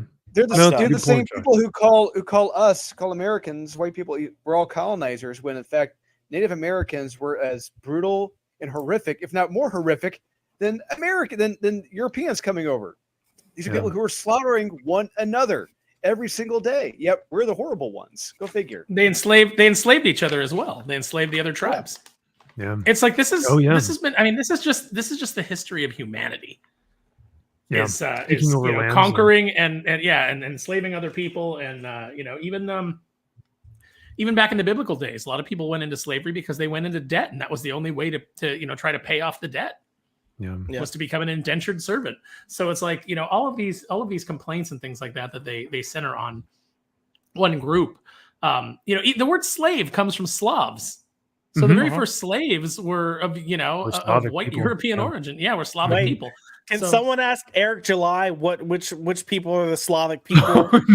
no, they're Icelandic, Josh. There's wait. That's the same thing though, right? Slavic and Icelandic. No. That's pretty much the same. That's Yaira, So Yaira. She's Yaira. The real question I have is these people are just so stupid that part of me wonders if this group did go, and if they are massacred like they would be, would the people that are still over here be like, oh, well, no, they're just misunderstood? Because I genuinely think these Free Palestine people, or Gays for Gaza, or whatever the hell these groups are called, would still, despite that happening, continue their mission. And at that point, you know what? You deserve to die. Like, I'm sorry, you just do. Like, their social conditioning won't say anything otherwise. I mean, we're demonetized at this point, but so it's all right, Josh. No, it's okay. I mean, with this topic, you can't not be. You know what I mean? Like, this is such a controversial thing, and so many, and it is actually really kind of concerning how many people are like taking sides, because first of all, people are like, oh, Israel or Palestine, you have to choose which one, and it's like, well, what if I don't choose one or the other, right? Like, I was just in the Middle East not too long ago, and maybe I really like being in America. You know what I mean? Like, maybe I really like just being here. So I don't think, we're being given this Sophie's choice. You have to choose. And then if you choose Palestine, it's like, oh, because even though they're killing and maiming and burning and hanging and torturing people who are marginalized, people who you think need more representation, like people of, what, women, children, doesn't matter. They will do the worst possible things to you if you identify as this group. Because of colonization trumps everything else. Is that what my understanding is of the thought process behind this? But you're right, Josh. I mean, like, if these Queers for Palestine or Gays for Gaza are to go over there and never return, the Gays for Gaza that are here and the Queers for Palestine here would maybe even up their activism and try and say, like, oh, well, that's why we need to work even harder. I don't know. I genuinely think that these people are just looking for causes to try and join because they are so unhappy. They have nothing in their lives to stand for or to live for. And so they think that by putting themselves behind this cause, they feel righteous or vindicated in some way, because they don't know what's between their legs. They don't know what's between their ears. They're confused. They're mindless. They're soulless. They're spiritually bankrupt, emotionally bankrupt, and they have nothing else. And so this is their only thing that they glom onto. Is that a fair assessment? Yep. Yeah. I'd say so. So that is where we're at with this. This guy just says in the comments, what the F did I just read? This guy says, I recall one of those parades before in Gaza. There was a rooftop after party, right? Oof. Oof.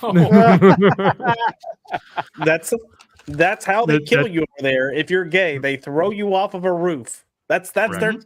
their way of killing you by choice. Is if you're gay, they're gonna just yeet you off a roof. Yep. Yeah, I don't know if you guys know this, but Palestine is not some post racial and post sexuality wonderland where everything is celebrated. Yeah. I genuinely like, I'm like this woman in this picture. I just want to like go up to her and be like, do you know what's going on over there? I'm so intrigued. Like I love this. I just want to Willy ask her, Wonka. show me Palestine on a map. Yeah, Here's a map that's of the good- world. that's a Show good me one, too. Palestine. Yep. No, I like it. There's a great political commentator who's on the show Drinking Bros. It's a podcast that they do, and he always like it always makes me laugh. But he's always like, Gaza is not a like an effing real place. Like Palestine is not a real place. Doesn't exist. But so yeah, I mean, other than that, you guys got anything else before we move into the main event of the evening? The Superman documentary. I mean, we pretty much summed it up. It's a sad state of affairs for that demographic, but hell, if they take the million and they go over there, man, I don't think they're coming back. I support that cause. Go have fun, guys. My feeling. Will is you generally donate? Just that my I feeling is will. generally just that governments are bad, and Yeah. and governments do bad things. And I don't think either government is coming off particularly well in this conflict. No. You know, speaking of governments, this is just kind of a random off-topic question. I recently rewatched Civil War, Captain America: Civil War, and I wasn't a fan. I was just kind of like, yeah, this is a lot of really great action, but ultimately I was like, I don't know. Like I like the movie, but overall, like in the grand scheme of MCU stuff, I was like, because I watched it on the plane ride home from DC. But one of the things that really like they really hit the nail on the head with, you know, the two sides of Iron Man saying like, we need to be regulated, we have to be governed, govern me harder, daddy, and Captain America saying, absolutely effing not. If we need to be called somewhere that needs us, and the Sokovia Accords telling us no, we can't do that, like that is we cannot have that on our conscience to let those people die if we feel that it is a just cause. I also hated how the movie portrayed the Avengers, because they're like, you've been killing everyone around you, and it's like, well, no duh, because there have been alien invasions and Loki and Ultron, and like there are world-ending disasters, which Vision then brings up a good point of, is it causation that once the Avengers were brought on, that then these like villains were once there was an equal power, then people sought out the Avengers to fight them. But yeah, what did you guys think of Civil War? Did you like it? What did you like the kind of dynamic between Cap and Iron Man? I mean, Team Cap all the way. I think he's right 100% of the time. At least they wrote him correctly, but I don't know. What do you guys think? I liked the film. I think the film itself is better than the book. Sorry. Really? No, I also agree. I think it was. Wow. I think the book gets too into the weeds, and I did not really enjoy Civil War as an event within Marvel Comics. Interesting. Okay. But there's a lot of stuff too, like just a lot of little things. There's a lot of nice little character moments where it's like, you know, getting to see people's loyalty, but then how strong is that loyalty when you get into your personal beliefs, and you know, like I even Baron Zemo, I even though he's so understated in that film, I love that he's understated, and I love that his whole mission is, I don't need to kill you. You're going to kill yourselves once you find out these things that you've done. And his whole approach is like, that's how fragile you actually are. And he almost gets there, but fails. And it's got one of my favorite lines in the MCU is when he goes to shoot himself and T'Challa stops him. God, I can't remember what he says now. But it's something about shoot, hold on, because it's such a good line, and I got to look it up. But someone else jump in. T'Challa's whole speech at the end there about I'm done letting vengeance. Vengeance has consumed them. I'm done letting it consume me. It's fantastic. He comes out the best out of any character in the film. Absolutely. That was one thing I took away from, because this is probably, I think, the fourth time I've watched Civil War, and the fourth time seeing it, I was like, Black Panther was great, man. I really liked T'Challa in the film, and the suit looks amazing. like how his fight scenes were with Winter Soldier looked badass. I came away being like, damn, I really wanted a Black Panther movie that was like good. I like one that I enjoyed. I don't know. So I really like that suit though. That suit looks so damn good in that movie. So that was one thing I took away. What was the other thing? Oh yeah, Zemo he's the great thing about him is that the whole time you're wondering like, who is this guy? How is he able to get all this information? And you find out he's like an actual Soviet spy, or he's like a spec ops. Yeah, he's like a spec ops guy. Yeah, he was special. Yeah, he was special with, operations. He was with Sokovia. I think he was a Sokovian special ops guy. Yeah. Yeah. And so you go, okay, this makes so much more sense that he's able to kind of work his way through here, as opposed to just being like some rando. But no, I love the fact that he's listening to his family's voicemail throughout the entire, film, giving him like more motivation. And he played the part really, really subdued and just very like deadpan and just kind of, this is my mission, right? Like, yeah, one of the best. Yeah, one of the best scenes. I mean, one of the best scenes is at the very, very end when he's talking to Black Panther's handler, and he's like, "How does it feel?" The guy's like, "How does it feel to have like your mission failed? How does it feel like how it didn't work?" And he's like, "Did it?" That's what he says. Yeah. And yeah. Yeah, he says that to Everett Ross. Yeah, it's like, did I fail? Yeah. Josh, do you have the quote? Oh no, because you pretty much said the line that I was trying to think of. So no, I didn't look it up. I would not let vengeance rule me. Yeah. Yeah. By the way, chat, I did funny. put a poll. I was just gonna say I did put a poll up. Team Cap or Team Iron Man? Let me know in the poll in the chat. But sorry, go ahead. Go ahead. And Drew. it's shitty that they gave Cap's line to Sharon. Like, what the fuck was that? Oh, what the fuck was it? Okay, yeah. Did we I was about to ask.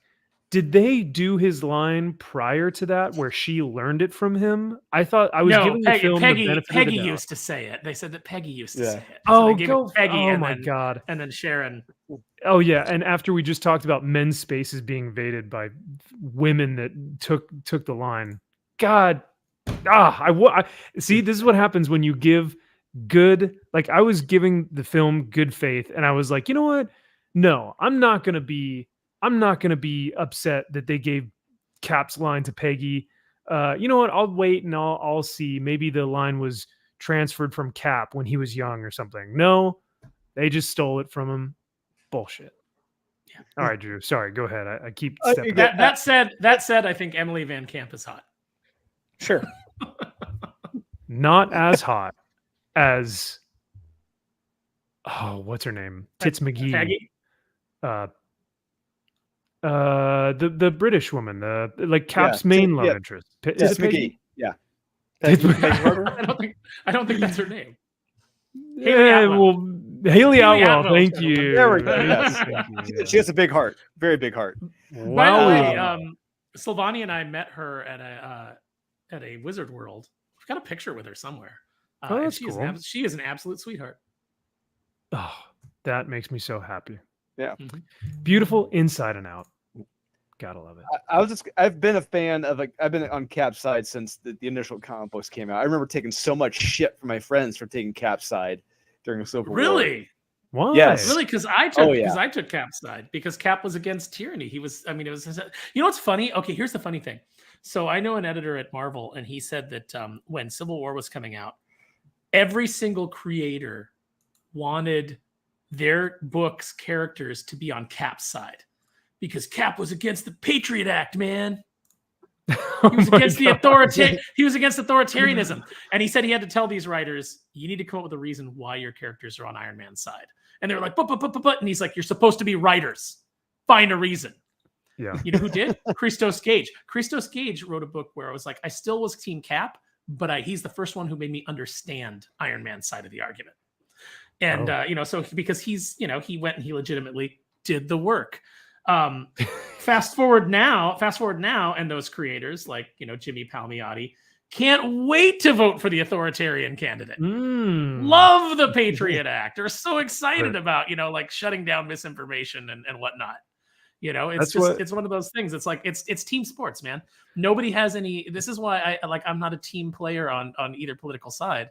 I try to take things as they come and candidates as they come, because none of these people have any ideological consistency. It's just all team sports. Yeah. As long as you put the D in that little voting booth, that's all that matters, right? Mhm. And that's what's kind of it's the tribal mentality that no matter what they say or do, it's just My team. sports. Yep. Well, Team Cap is winning right now, 70-73. Oh, whoa! It's moving around, 70-30 right now. So yeah, if for those of you who want Team Iron Man, I would love to hear why, because I'm interested. Like, I know Tony is a cool character and everything, but man, he's an asshole in that film. Like but he's such a good actor. Like Robert Downey Jr. really plays the part of like.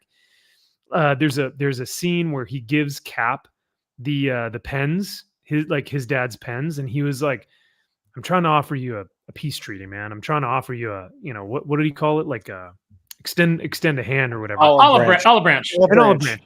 But he's trying to be so manipulative about it, and he's just really like he's so good as an actor that you really feel like he's kind of being a little bit sleazy, but you can see exactly what he's trying to do.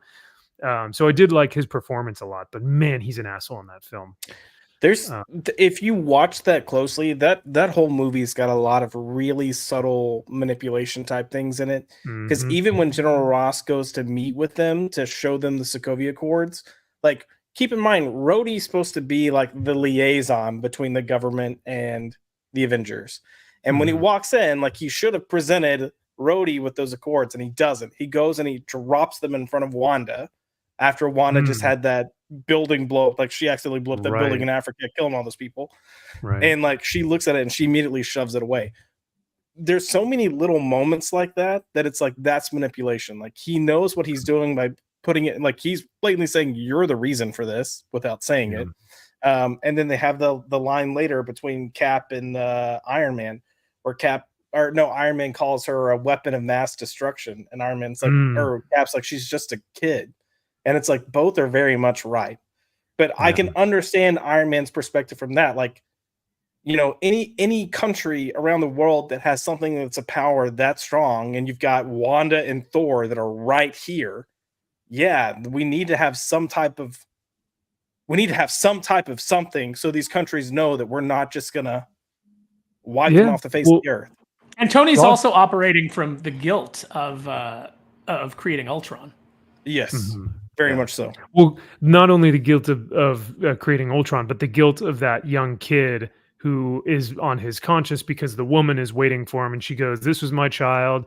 He was a scholar, and he was going to do this and do that. He was serving people in Sokovia when they dropped a building on him or whatever."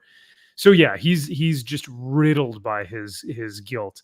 I also like when Ross says, like, "Cap, do you know where Hulk and Thor are right now?" And he can't answer. And he's like, "If I didn't know where my two like my weapons of mass destruction were, I'd be answering to some pretty high people right now. I'd be in some pretty bad, pain." And I'm like, that he's right, So there are parts where you're like, damn, like that's a good point, but you can't give in to this authoritarian. And I think Cap says this at one point, we have to trust ourselves and what we know is to be right, because if we allow someone else to dictate that for us, we'll never be the team that we should be, right? And is it in Civil War or is it in Winter Soldier where he says, these people have agendas? Yeah. I think it was Civil War.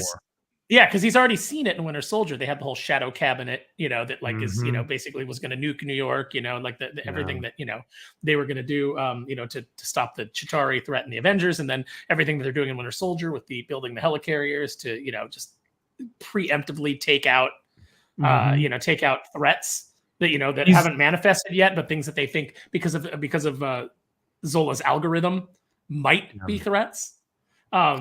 And that's all very much ties into like Civil War II in the comics, where that's Carol Danvers' whole thing. And yet somehow she's still portrayed as a hero, where she starts locking people up for pre-crime. For pre-crime. I mean, yeah. No, yeah. Josh, did you have to change your icon from Kamala to your regular? So Ollie was scratching my leg, wanting something. So that's why I put my avatar up. But then I forgot it was Kamala, so I had to. So I thought I was like, oh shit, no. Wait, did you see the woman who said Kamala, and then they like she was on a news show, and she said Kamala Harris, and everyone like corrected her, and they're like, it's Kamala, get it right. And she goes, I'm going to call her however I want, and it's Kamala. Oh, I don't know. And on top of that, Max, did you see that? I guess that guy on that panel, he was sending her dirty tweets or whatever, dirty messages, and she put it. She submitted them during like a subcommittee hearing. I couldn't believe that. So afterwards, if someone ever corrected me on her name, I'd be like, I'm just going to say whore. How about that? I'll say whore instead. That's better. It's just the fact that this guy was correcting her, and then afterwards he was sending her dirty messages on the phone. I couldn't believe that. You mean dirty like he's threatening her, or dirty like, hey? Yeah, no, that. So he basically took a picture with her after the event, after the news broadcast went live or whatever, and he said he texted her the picture, and he said, hey, we look like a pretty good couple together, kissy face emoji, and put like the cutesy like little kissy face on there. And she sent it into a congressional hearing and was like, so the guy who corrected me on the news, this is the same text, and like showed it on a big screen. And I was just like, caught in 4K, my dude. Oh, so funny. So funny. But so you're a condescending dick, but then you're like, but I still need to take my shot. But I gotta shoot my shot, man. But I'm still really horny and lonely, so I'm gonna shoot my shot. So the last thing I was gonna say about Civil War is I think it has one of the best lines in the MCU, regardless of though I'm not a big fan of the film overall. I do like the line where Tony finally finds out about his parents and what happened. And so he's in full rage mode. All he sees is red. He's going after Bucky. Bucky's trying to escape, and Iron Man grabs him by the neck, and he's got him in like a chokehold. And he's like, "Do you even remember them?" And Bucky says, "I remember all of them." You know, and you're like, "Oh no, it's so painful," you know. And it just gives so much more depth to Bucky's character. It really does, and it's another reason why he should have been Cap. Yes, you know, it's like that was the arc that was being built, and it didn't happen because of identity politics. You know, the other line that I really love in there is I love when Cap is trying to explain to Tony, and the way that Robert Downey Jr. delivers the line. I just love it so much, where he goes, "I don't care. He killed my mom," and it's just like, and it's like, oh my god, like, you know. Yeah. Well, and what's even funnier is that really, I've said it before, but if you really, really think about it, if you really look at both pictures, BVS and Civil War are pretty much almost the same film, almost same plot wise. Okay, sorry, I don't know where that was, but one had good writing and the other one did not have good writing. No, I knew where he was going. Let him finish. Let him finish. Yes. Okay, all right, let him cook. Hold up. Let him cook. Okay. Why are you saying? Jeez, what? One group of writers executed it better than the others. They made it clearer about the manipulation, who the factor was manipulating the heroes against each other, whereas BVS did it shittily. The heroes being played against each other. It's an understatement. Well, also, you know, like the way that Captain America and Iron Man work, their dynamic versus Batman and Superman, is that Superman keeps showing up and telling Batman, "We need to talk," and then Batman will activate machine guns or something like that. Everything is designed from a story standpoint to keep them from talking. When it's like, if they just talked, this would be squashed, and it's very ham-handed and very stupid in a Zack Snyder way. In Captain America and Iron Man, they are talking, and it's not helping. No. Actually, the more they do talk, the angrier they get at each other. Oh, yeah. And the more like torn apart they are. Did you know? And Cap knew. And well, at first he says, "I didn't know it was him." And then Tony repeats it. "Did you know?" And he's just like, "Oh God." So yeah, I mean, that was What's up? I said it's really good writing. It really It's is. really good character conflict. Yeah. Now, let me know what you guys think about this. I may be I don't know, ostracized from this conversation after I say that. I may have to kick myself. But the whole time that like these two Civil War teams are fighting, Team Cap, Team Iron Man, they're both, head to head. The team that has Vision wins. Like just wins. Like Vision can do anything. He can pretty much just vaporize everyone on the other team. And during the fight scene where they're out on the tarmac of the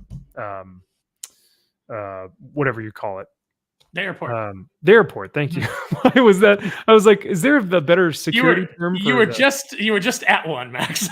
Yeah, I know, right? They have zero to do with Vision. He makes himself a ball and then bumps himself in an Ant-Man who's now Giant Man at the time.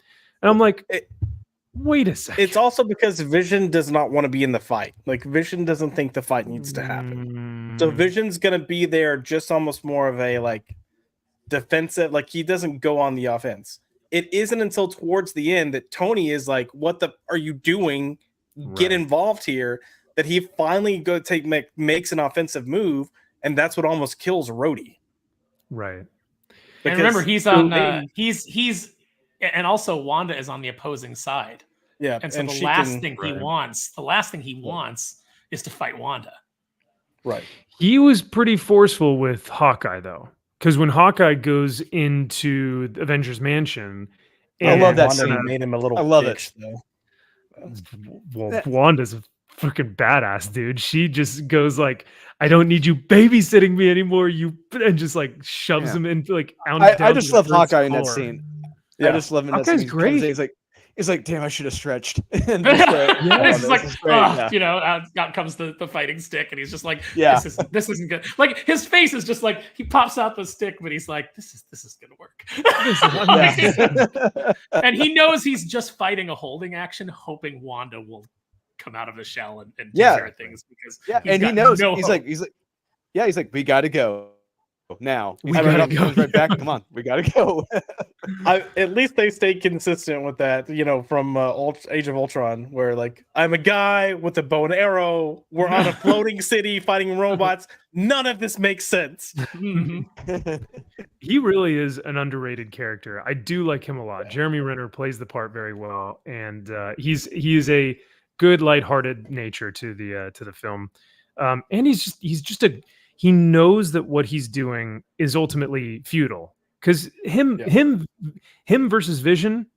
Sorry, dude, come on, right? And he knows that, but he, like you said, in the back of his mind, he is hoping that, you know what, I'm doing this for her, and I'm doing this to hopefully help out Cap, and I'm doing this because I believe in it, right? And I will say just one final thing before we move on, and this is what makes some of the newer stuff so frustrating. Is there are moments in Hawkeye that for me just like help give Jeremy Renner full circle like character moments. Dealing with his family and everything, but also for Bucky. I think one of Bucky's best moments in all of the MCU comes in Falcon and Winter Soldier, but it's when he's in Wakanda and I can't think of her name. Oye. It's Oye. Oyo. Oyo is helping him so that he can't get triggered by the phrases. And then she's there and she's like, I'm gonna say the phrases. And he's like, you can tell he's like, don't, like, please don't. And she's like, you can do this. And she says the phrases and he doesn't switch. And he's got this moment where he just breaks down. But Sebastian Stan was so good in how he acted it that even though he had like this full breakdown, was crying, it wasn't sadness. You could just tell it was relief. Like he had so much relief. And for me, that moment alone, I was like, I got chill bumps. I'm like, oh, I'm getting goosebumps over here too. Yeah. And that moment was another reason I was like, fuck y'all for not making him Captain America. Yeah, like, he just earned it and he's not going to get it. Like, I'm bricked up. You're giving it to Anthony Mackie, who I like, but who is not a leading man. No. And who, is not going to be able to, he didn't carry the show. He's not going to be able to carry that film. I saw him in Twisted Metal. He's still likable, but he didn't carry that show. He's just not that sort of actor. He doesn't have that sort of gravitas, and I think Sebastian Stan does. Yeah. Oh, absolutely. I think there and are also character actors. he's better as Falcon. Falcon is Yes, a he real is. identity. Yeah. It's not a hand-me-down. Anthony Mackie in Civil War, the things that he's able to do as Falcon are badass, man. Like they are really cool. Some of the tricks that he does are great. Now, did you guys mind the subtle hints at the humor between him and Bucky, like where they're in the car and he's like, "Could you move your seat forward?" And he just goes, "No." Like just things I like like that. that. I like And that. 'Cause then, it's like they're both Cap's buddy, but like there's a sort of like, like I don't like Yeah. you and you don't like me kind of thing. That's a very it's a very dude thing. Absolutely. And then Sharon and Steve finally kiss. And then they're both like kind of smiling in the back of the car, and Cap kind of looks over and he's like shakes his head. He's like, "You idiots." Just little things like that where I'm like, this isn't undercutting a scene and it's not over the top like I have holes like in what was it? Ant-Man and the Wasp.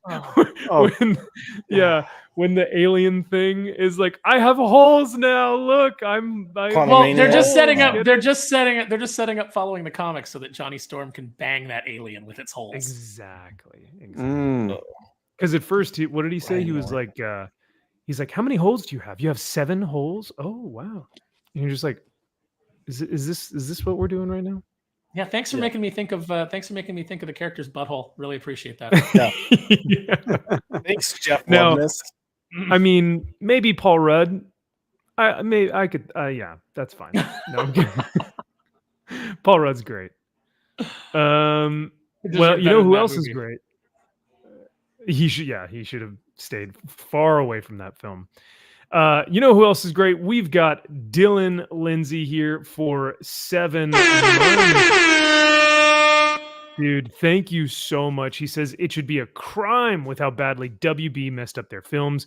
We had a chance for greatness and they messed it up. I have no faith in Gunn's universe. You and I both, Dylan. You and I both. Anyone on the panel have any hope for Gunn for the Gunverse? It's totally fine if you do. Yeah, that's fair, Drew. That makes 2 of us. So I'm holding out this much hope. Yeah. Just a little bit.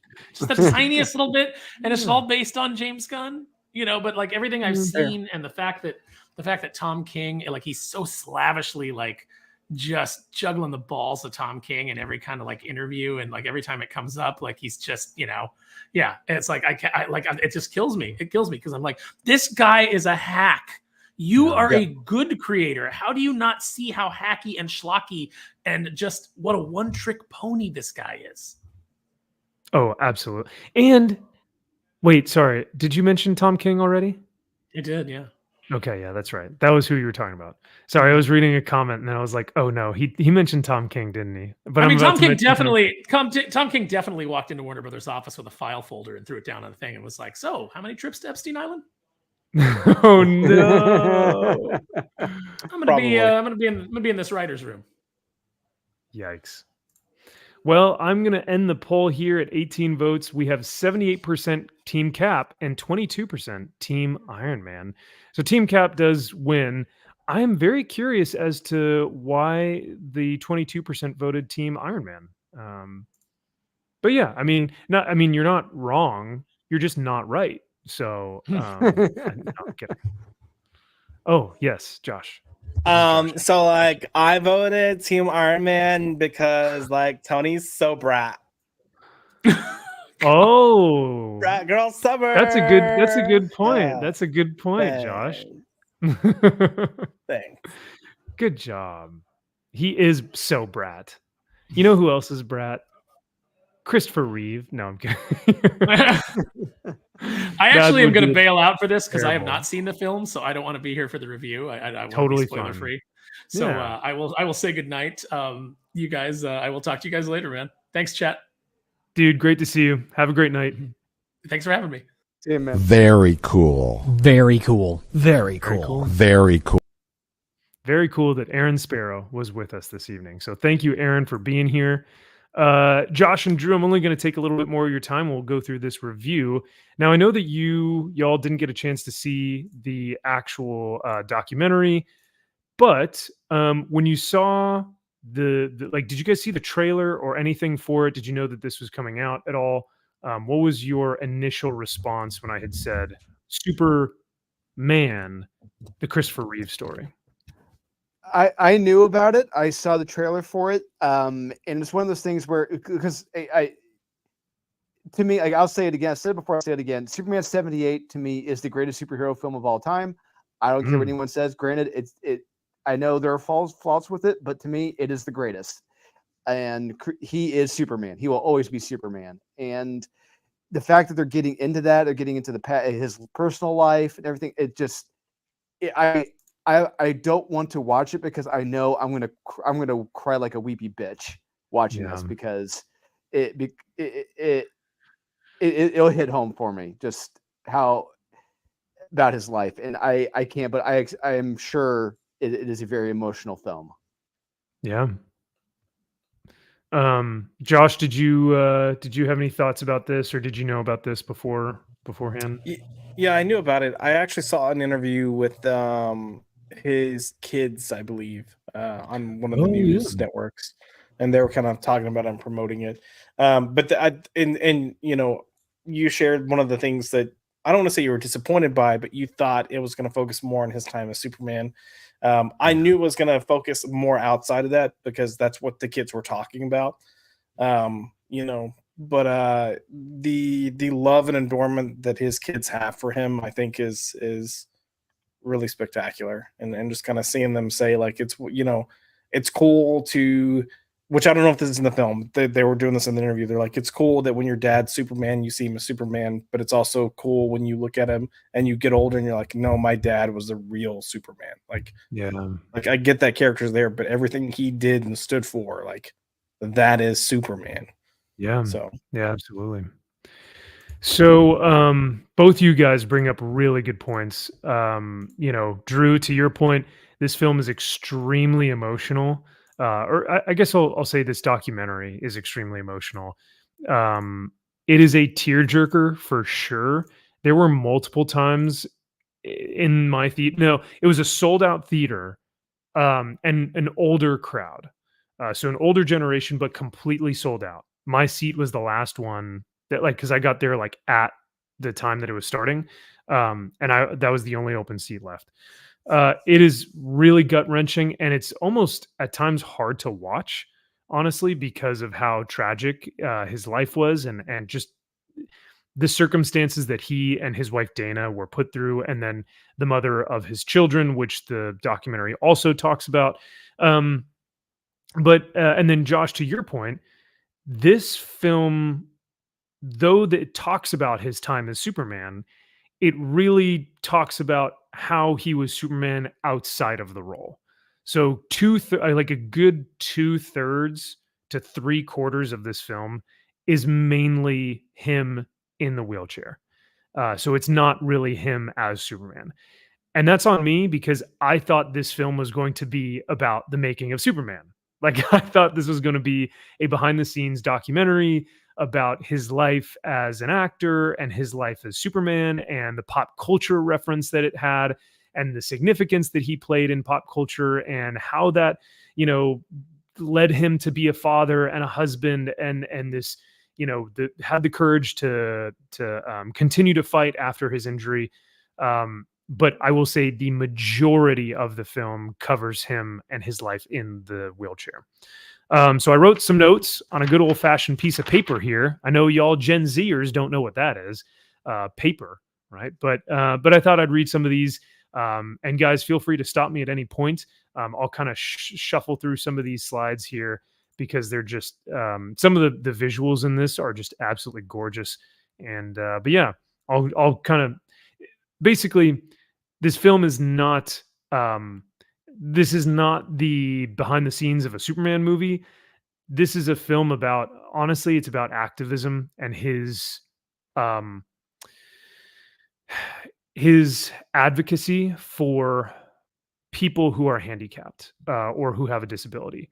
it very much talks about that in the latter 2/3 of the film.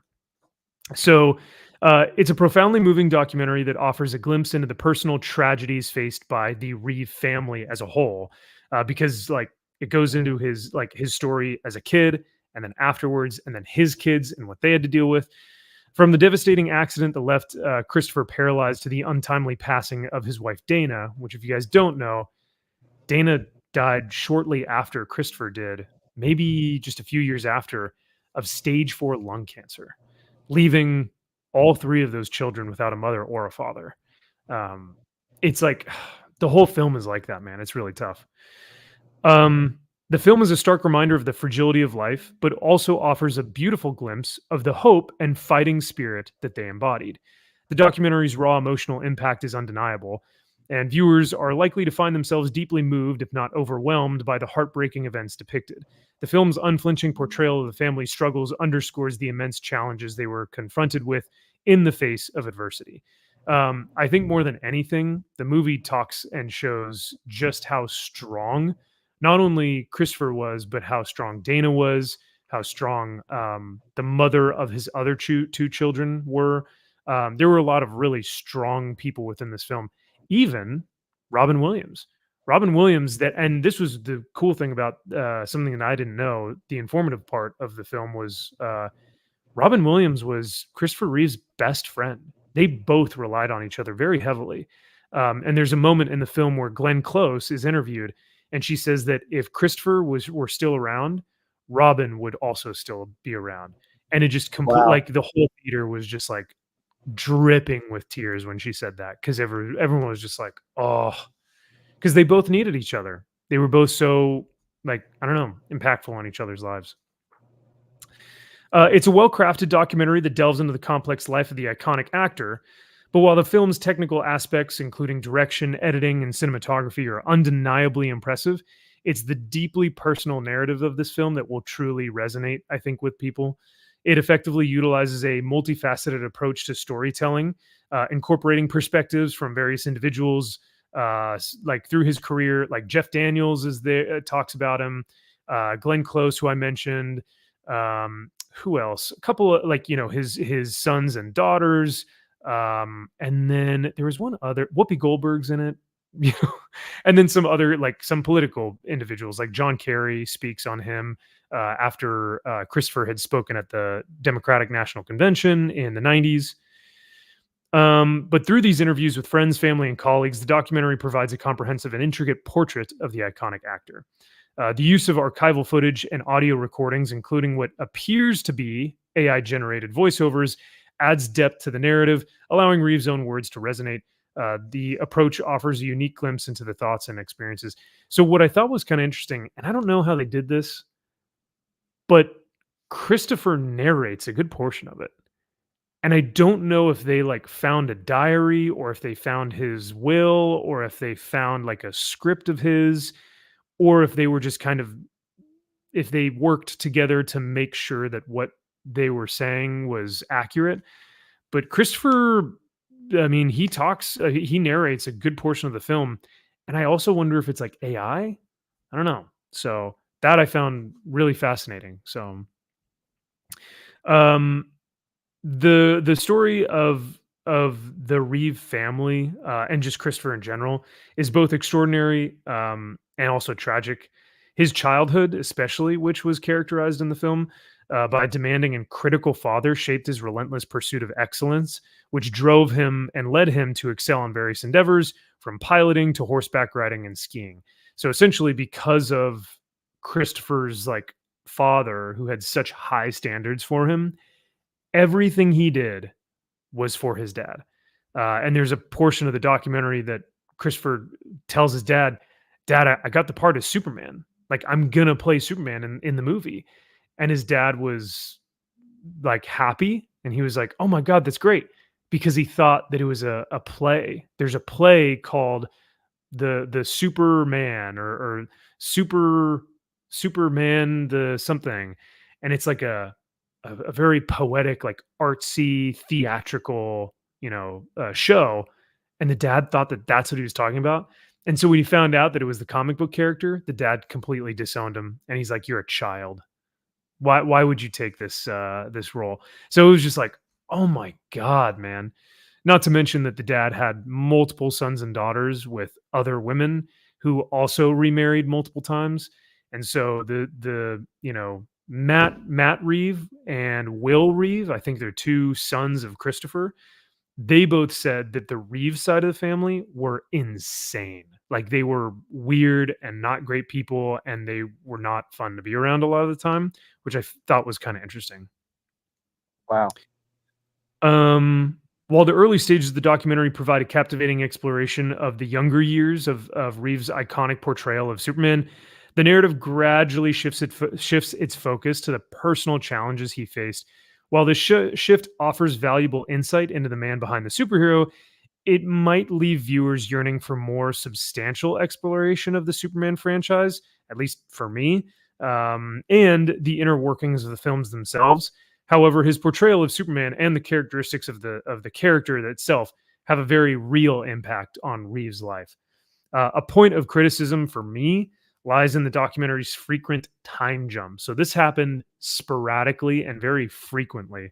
While these transitions offer a glimpse into different stages of Reeve's life, they can sometimes disrupt the narrative flow. A more linear timeline would have enhanced the overall viewing experience, in my opinion, because what they would do is they'd go from like 1978 as him as like a 24-year-old, he's Superman, and then like 1996, and he's in the wheelchair, and he's homebound, and he's depressed, and he can't move, and you're going back and forth between the juxtaposition between him as this like glorious brand new actor, who's the hottest thing ever.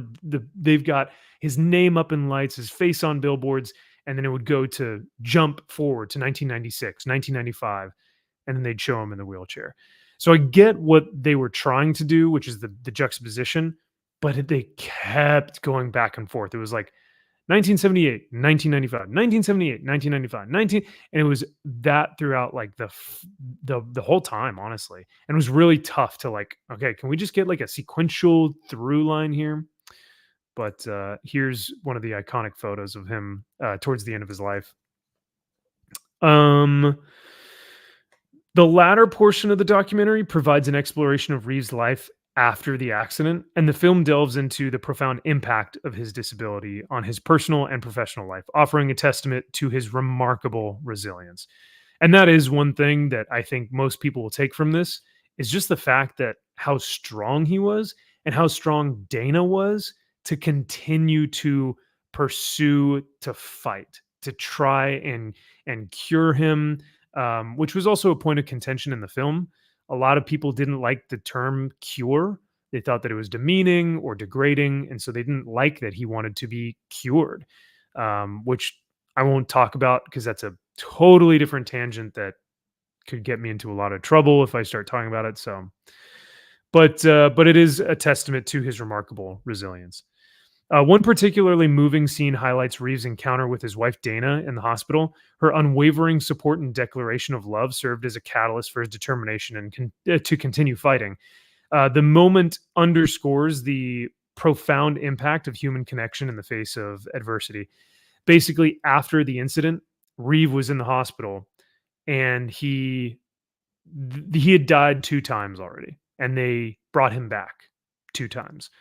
And by the time Dana had gotten to the hospital, she like ran up to him and she like grabbed his head and she just said, if you want to go, you can go, but know that I will always be here. And I'm paraphrasing, but she was like, I will always be here and I will fight with you if you decide to fight, but I will be with you regardless of what you decide to choose. And then she said something to the effect of, you are still you no matter what happens. And like I said, everyone's just sobbing in the theaters, just like people are welling up. They've got tissues everywhere. But that was what got him to keep going, because his words to her were, let me go. I'm pretty sure it was those 3 words. He just said, let me go. And that's when she responded with, you are still you no matter what happens. And I'm here. I love you and I'm with you till the end. Right.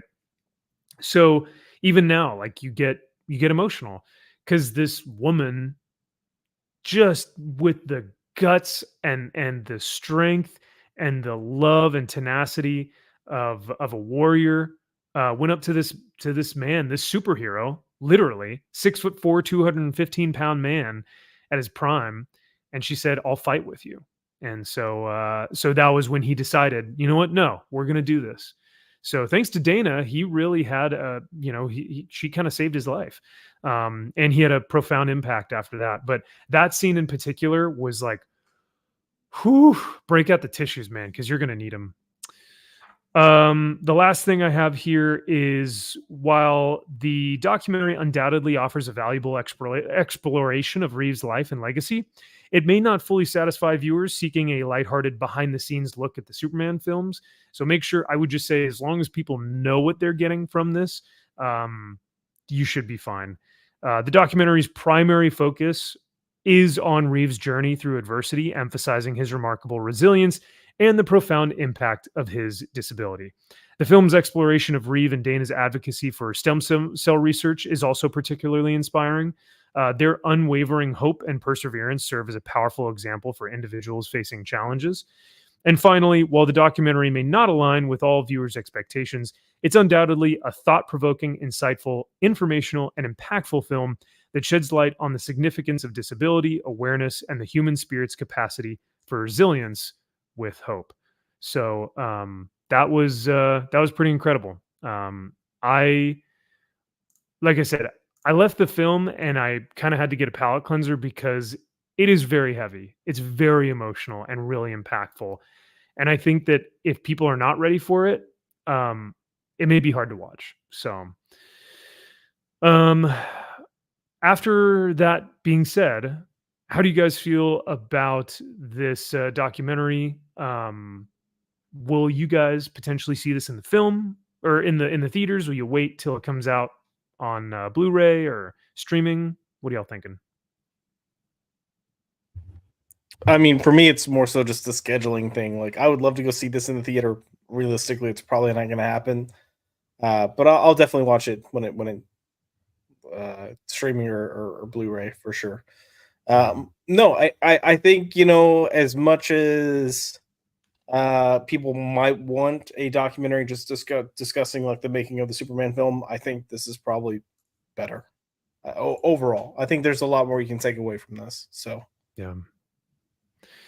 yeah, I can see that for sure. Yeah, it'll be tough. It's like, honestly, I don't know if I can, because just for me, because it's gonna be, like you said, it's gonna be an emotional journey, and I just don't know if I have it in me because like I said, Superman 78, favorite superhero film of all time. He was Superman, and seeing him as a kid, when I was younger, seeing him in the wheelchair, and seeing that all that happened to him, it's like, I don't know if I can go through this again. This is gonna be rough watching this, and that's just. Yeah, I want to, but at the same time, like, God, this is gonna wreck me. Yeah, it's a gut wrencher for sure. It'll tear at your heartstrings. And the man is just so resilient.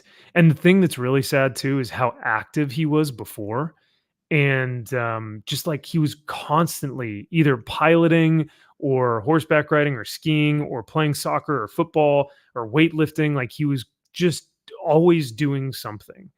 And so this was, even when he was bound to his wheelchair, he continued to like direct, he continued to write films, he continued to be with his family, and the sons and daughters actually had a really interesting anecdote. They said that when he was in the wheelchair, he actually connected with them more on a more of an emotional level and really became the Superman, the super dad that they needed him to be. So he almost became more of a father figure after the accident, But, well, with that being said, there are a few lighter notes that I wanted to touch on. I really loved, there's a moment at the beginning of the film or towards like the first third where they talk about him flying as Superman, and they've got him wired up to all the hooks and wires and green screens and all this stuff. And because he was a pilot, or because it was something like because he knew how to fly, or he really wanted to showcase flying, they had him. He was going to hang glide. Yeah, he was hang gliding. Yeah, he was a hang glider. That's what it was. Yes. Yeah. And so as he's going towards the camera, he like banks off and like goes like kind of off and banks off. And they said that I think it was the director or producer was just saying that like everyone was just like yelling and screaming and clapping because the shot that they got of him like banking off to the side was like perfect. Because all he was told is just like, yeah, you're gonna fly towards the camera and you'll just kind of go away. But he like physically banked his body because he was like, yeah, if I'm gonna fly, I need to show people how to fly. Like I need to be convincing enough to show people I can fly. So he banks off to the side and everyone was like, that was perfect. And it was so cool. And just like seeing him in the suit and hung up on all the stuff, and it just looks so good. The other thing was, gentlemen, who would you think was going to be cast for the role of Superman other than Christopher Reeve? There were a lot Josh, of people cast. There were a lot. Yes. Yeah. Would you have Arnold Schwarzenegger on your list of people to play Superman? I've heard that. Because was very he much a really size wanted thing. to play it. Yes, exactly. Yeah. But they were like Paul joking. And they were Newman, saying, Robert Redford. Those are two names Robert brought up. Redford, Neil Diamond. Neil Diamond was that made me laugh out loud. I was like, no way. Who was the other one? There was one other person that I was like, absolutely not. Shoot, I remember Travolta? Neil Diamond. No, not John Travolta. John- I don't think it was. At least they didn't mention it in the documentary, but it was someone else, and I can't remember who. But yeah, no, there were some really, really funny ones, and I got a kick out of that. So Oh, Dustin Hoffman. I think Dustin Hoffman was mentioned at one point. Oh, maybe Dustin Hoffman. Oh my God, could you imagine? So I'm trying to think if there was anything else that was like a little bit more lighthearted, but I will showcase, I think, one of my favorite scenes in the film. And it's not really like anything that they had to film, but they did like upgrade the footage, which I thought was brilliant. Like they really made this look fantastic. But they built up to this big reveal of Christopher Reeve at the Oscars, and I will probably, tear up because they give him a standing ovation before he speaks, and you were just like, this is the first time that they are seeing him after the accident. So he had the accident. He kind of stayed in the hospital, stayed in his home. No one had seen him since what had happened. And then the Academy Awards offered, they said, we would love to have you here for the event. And sure enough, he got there. But this was his speech at the Academy Awards, and they played this in the documentary. Christopher Reeve.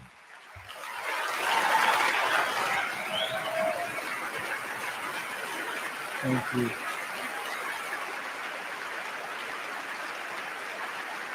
Thank you. Thank you very much.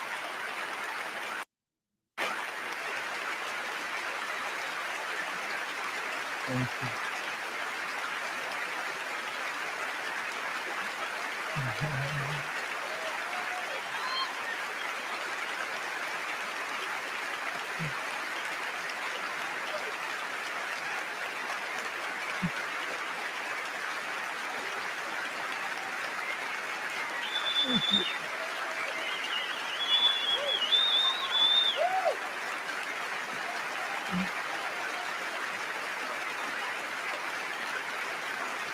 Thank you very much.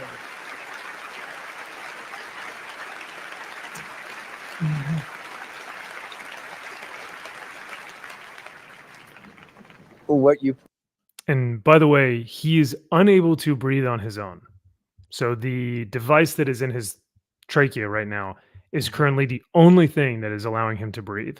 And so he said before he went out on stage, he was nervous that the tube might have a pop off, what was called a pop off, and that he may die on stage right there and then, because the only thing that is pumping air into his lungs is this tube right here. You probably don't know is that I left New York last September, and I just arrived here this morning.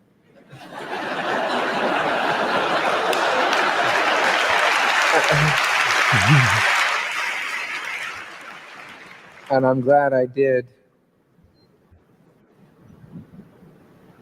because I wouldn't have missed this kind of welcome for the world. Thank you.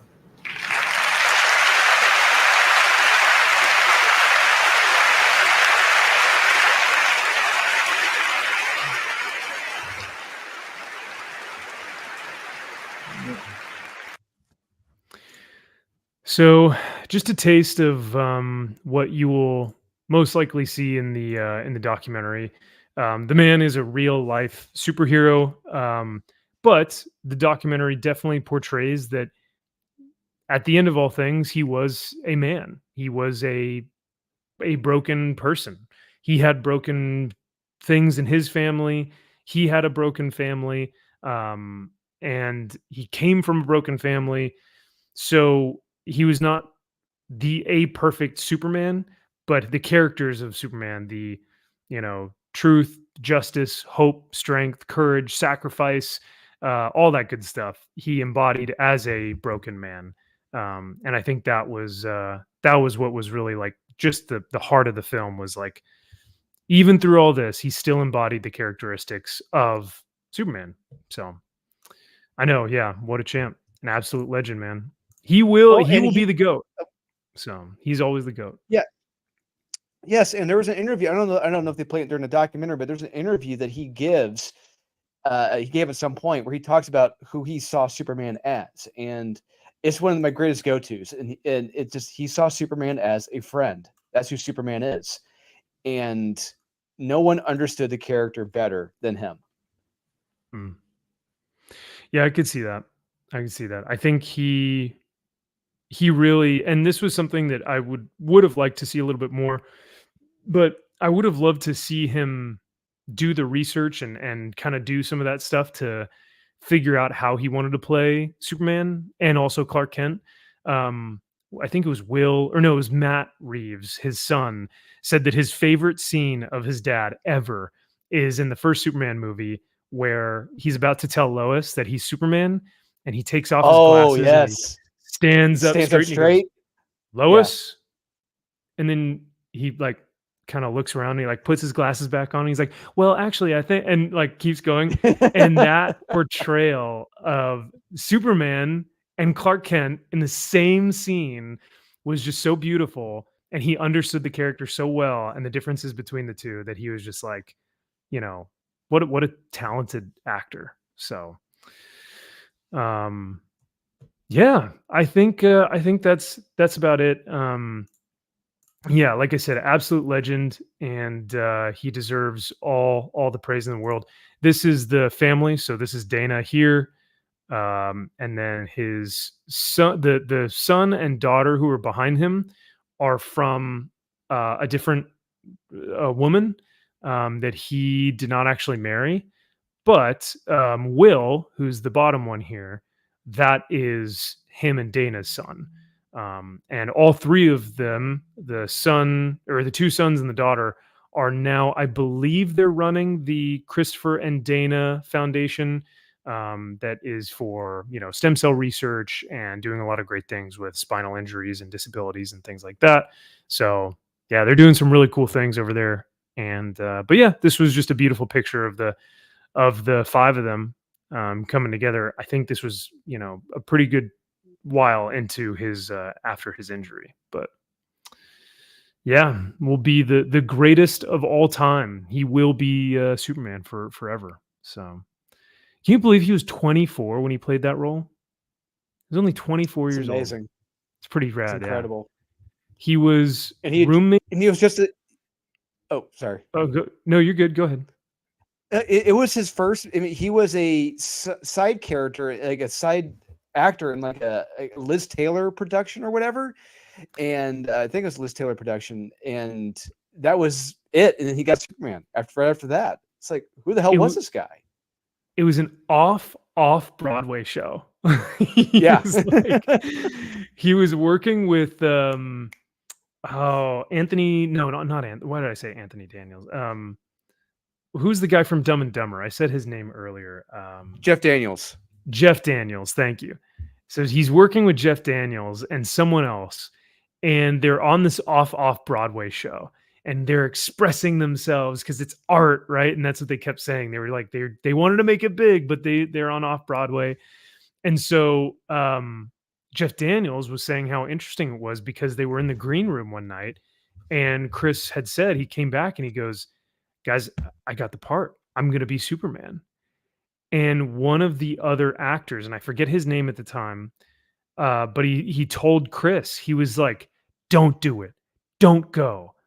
And Jeff Daniels and Christopher are like looking at him like, "What? This is my shot. This is my big break. Like, are you kidding me? This is what I have to do." And the other actor was saying, "You're losing your integrity to do art, man. Don't do it. You're gonna let them win, and you're gonna lose all your your creative integrity and all this stuff." Artistic integrity. Artistic integrity. And like Chris was like, "No, I'm gonna go play Superman." He's like, "I'm not gonna listen to you." And Jeff Daniels was interviewed for the film, and he basically, or for the documentary, and he was saying, like, I think for a lot of people, you had this kind of not jealousy, but it was this kind of like, man, I want to make it big too, and so they were, I don't know if they were holding him back, but they were definitely like, how do we relinquish these feelings of jealousy, or how do we try and support our friend while also kind of having this feeling of, man, I wish that were me. And I thought that was really genuine of Jeff Daniels to talk about, because like you don't hear actors say that a lot, right? Because normally it's just like they're out for themselves, but to hear Jeff Daniels actually talk about, man, I really struggled with being happy for him, because like I was happy for him, but at the same time I was kind of like, damn, so but yeah, kind of interesting. They also played the clip of Christopher Reeve talking about Hollywood has a problem with sequelitis, because they were on Superman 4, and they showed some behind the scenes of him on Superman 4, and he was just miserable, man. He didn't want to be there. Yeah. No one was having a good time on set. It wasn't a great movie. It wasn't a good turnout. And he was Did they just talk like, to John Cryer? Did they talk to John Cryer about it? you know what? I don't know if they did or not. Oh, because John Cryer tells a story where he was talking to Christopher Reeve on a set. Like Chris told him, like, look, this is a bad movie. It's a bad movie, but let's make the most of it. Wow. Oh, yeah. How do you? That's like, in a football game, we'd be losing like 50-10, and you'd be like, listen, we're not winning this one. All right, let's just end the game. Let's have some fun. And let's just kind of go home. That's kind of how you have to look at some of this stuff. But yeah, no, I mean, I commend the man and his family and his wife and his children. They have been through hell and back, and continue to focus on hope, perseverance, and the indomitable will of the human spirit to continue to push forward and to fight and have the strength to fight. But yeah, that's about all I got, and that is my review. So I hope you guys enjoyed that, and hopefully you guys got a good idea of what to expect. Because like I said, when I went into this film, I thought I was gonna get a behind the scenes of Superman 1, Superman the movie, and that was not at all what it was, and I didn't bring enough tissues. So yeah, but yeah, Drew, I think I think you should watch this film at home. In the theater might be a little tough. Yeah, I'm sure. Yeah, I'm sure at some point I'll buckle in to watch it. But it's just I gotta emotionally prepare myself for it. That's the thing. Yeah, I was about to say, as long as you can buckle in, to have your tissues, just be like, you know what, let's do this, right? And you're ready for what's about to come. And you take it on the chin and say, like, you know what, no, I want to make this inspiring. I think you can push through. So, but it is hard to watch. It really is, because they show him struggling. There's a part where he even mentions, like, I'm never going to get to throw a baseball to Will. I'm never going to make love to Dana again. And even Dana says that she like clasped a bunch of towels after they were out of the dryer just to feel what warmth felt like again, or just to feel the strength of Chris's body and his arms. She was really feeling it towards the end of her life, where she just felt like she was lonely and abandoned, and didn't have him to be physically there, which is so tough. So all right, well, I hate to end the night on kind of a somber note, but I truly do believe that it's inspiring, and I really hope that people at least go try it out and see it, because some people it's not going to be for them, and they're going to say this was way too heavy, or maybe this was way too focused on the disability aspect of things. But for the most part, I think if nothing else, just to showcase our respect for the man and showcase our love for what he did in this life and what his family accomplished, and the impact that he's made on so many people, and how inspiring he's been to millions, is I think it's fair. But yeah, he's a quintessential part of pop culture, and we love him for it. So what was the last documentary that you guys saw? Was that Am I Racist? Was that that was no, that wasn't a mockumentary. That was just a film, right? Drew, did you see that one? I haven't had a chance to really sit through the whole thing yet, but I do. I want to see that. I want to see The Substance, and I want to see this Christopher Reeve film. These are the three movies I want to see. But I'm trying to recall the last documentary I watched. Same. It's been a while, huh? Yeah. It's like a good documentary. Maybe that Tiger King one that came out, that was a documentary, right? It was a docu-series. Like, yeah, that's right. I will never financially recover from this. I've watched some The Last Dance. Yeah, I was actually, you know what? I will say that one of the last ones I did watch that was really damn good was the Bullies, Bullies for Baltimore or whatever, about the Baltimore Ravens, the 2000 Baltimore Ravens. It came out a couple years ago. It's actually really, really damn good. And they interviewed the whole team. Oh yeah, well yeah, because those football documentaries are pretty done well, or pretty they are well done. Yeah, it's really damn good. And another one I watched was the American Gladiators one. They talked about all the behind the scenes drama with the American Gladiators. No it was way. Actually really, really interesting and really sad. Nice. Oh wow. Yeah, a lot of these actors and a lot of these like stars, there's a lot of behind the scenes that we never see, and they're just people, just like us. We're all a little bit broken, and that was one thing that I didn't think I expected to see as much of, as well, as like just how like Christopher Reeve. There's a moment in the film where he says like, I used to say that a hero is someone who like sacrifices himself for, or has the strength to sacrifice himself for, a cause, or I forget the exact terminology. But then he goes, but then I changed my my take on that, and now I think a hero is an ordinary man who's able to withstand impeccable odds and continue to fight.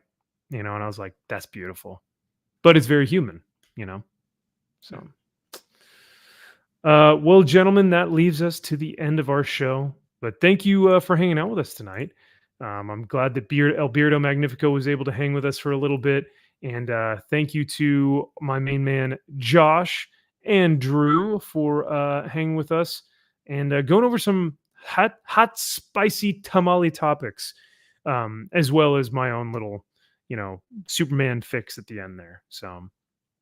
anything else you guys want to touch or talk about before we head out for the evening? Nope. No, I was just gonna say, kind of keeping with the subject of Superman. Tuesday, October 1st is the debut of our comic book club, and we're doing Superman for all seasons. So let's go. Let's go. Could you text me that? Because I have to put it on my schedule so I remember. Tuesday, October 1st. Let's go. Correct. It'll be so fun. So yeah, I'm looking forward to it, and that'll be great to see. And chat, if you guys have not read Superman for All Seasons, please do so, because then that way, when you go over to Josh's channel and you see all of us talking about it and having a book club, you can then interact with us and give us some insights that you found from the graphic novel as well. So indeed. You all can find Drew's books in the description below. I've linked the website to the TCM Press for his books that are going to be sold here coming up pretty soon here. So make sure you're on that wait list to be notified when they go live, and that should be it. So thank you again for everyone who showed up tonight. Have a great rest of the weekend, a great evening, and we'll see y'all on Friday next week for Comic Shop Conversations. Take care, guys. Thanks. Oh, we got $5 super chat. Ooh, wow. Just in the nick of time, Dylan, before I bounce. Thank you so much, Dylan. He says for $5, Secret Origins of DC Comics 2010 was the last documentary I watched. Better than the 2023 one. I don't care what Patty Jenkins thinks about Wonder Woman. That's fair. That's fair. Yes. I was gonna say comic book documentaries. There's one about Chris Claremont that's pretty damn good, and there's one about Grant Morrison that is just wild. Like it is wild out there. The shit that he says, you're like, I can't tell if you're crazy or profound or both. Well, he does think he's like a cosmic being, right? That's something I don't know. I don't know something if like that. Person, man, guy. Yeah. It's alien. Well, he's a they them now, but yeah. Sure. Who knows at this point anymore? He's a good writer, so he's a good comic book writer. He can be. Yeah. He can be. Yeah. But Dylan, thank you so much for the $5, brother. I greatly appreciate that. Yeah, the other documentary that I know that recently came out was Frank Miller. Frank Miller came out with one, and supposedly that one was really good too. So I got to check that one out because I've not seen that yet, but that would be cool. So, and I agree with your sentiments, Dylan. I do not care what Patty Jenkins thinks about Wonder Woman either. So sorry. Just, yeah, I would much rather hear about Joe Corallo and how he thinks about Wonder Woman and how he would write Wonder Woman, because Joe Corallo has given me some good examples of some Wonder Woman books to read, and they're fantastic. So, all right, well, for Dylan, let's give you one of these. Some motherfuckers are always trying to ice skate uphill.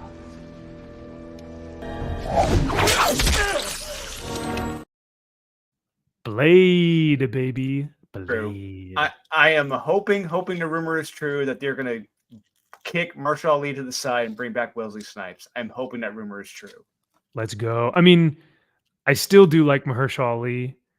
If we get both of them, even better. Do a trade-off. Make Blade the Whistler and make Mahershala the new. Like, just they could do something brilliant if they had the balls or the writing talent, and I don't know if they do. So, oh well. All right. Well, that'll be it. No more super chats. Any more super chats? Anyone before we leave? Quick. All right, I think that's it. Thank you again, Dylan Lindsay, for the $5. Thank you for Jamin for the 50 earlier. That was huge. Rudy and Dylan, once again, thank you guys for your memberships. Greatly appreciate y'all. Have a great weekend, a great week, and we'll see y'all on Friday. Take care, guys.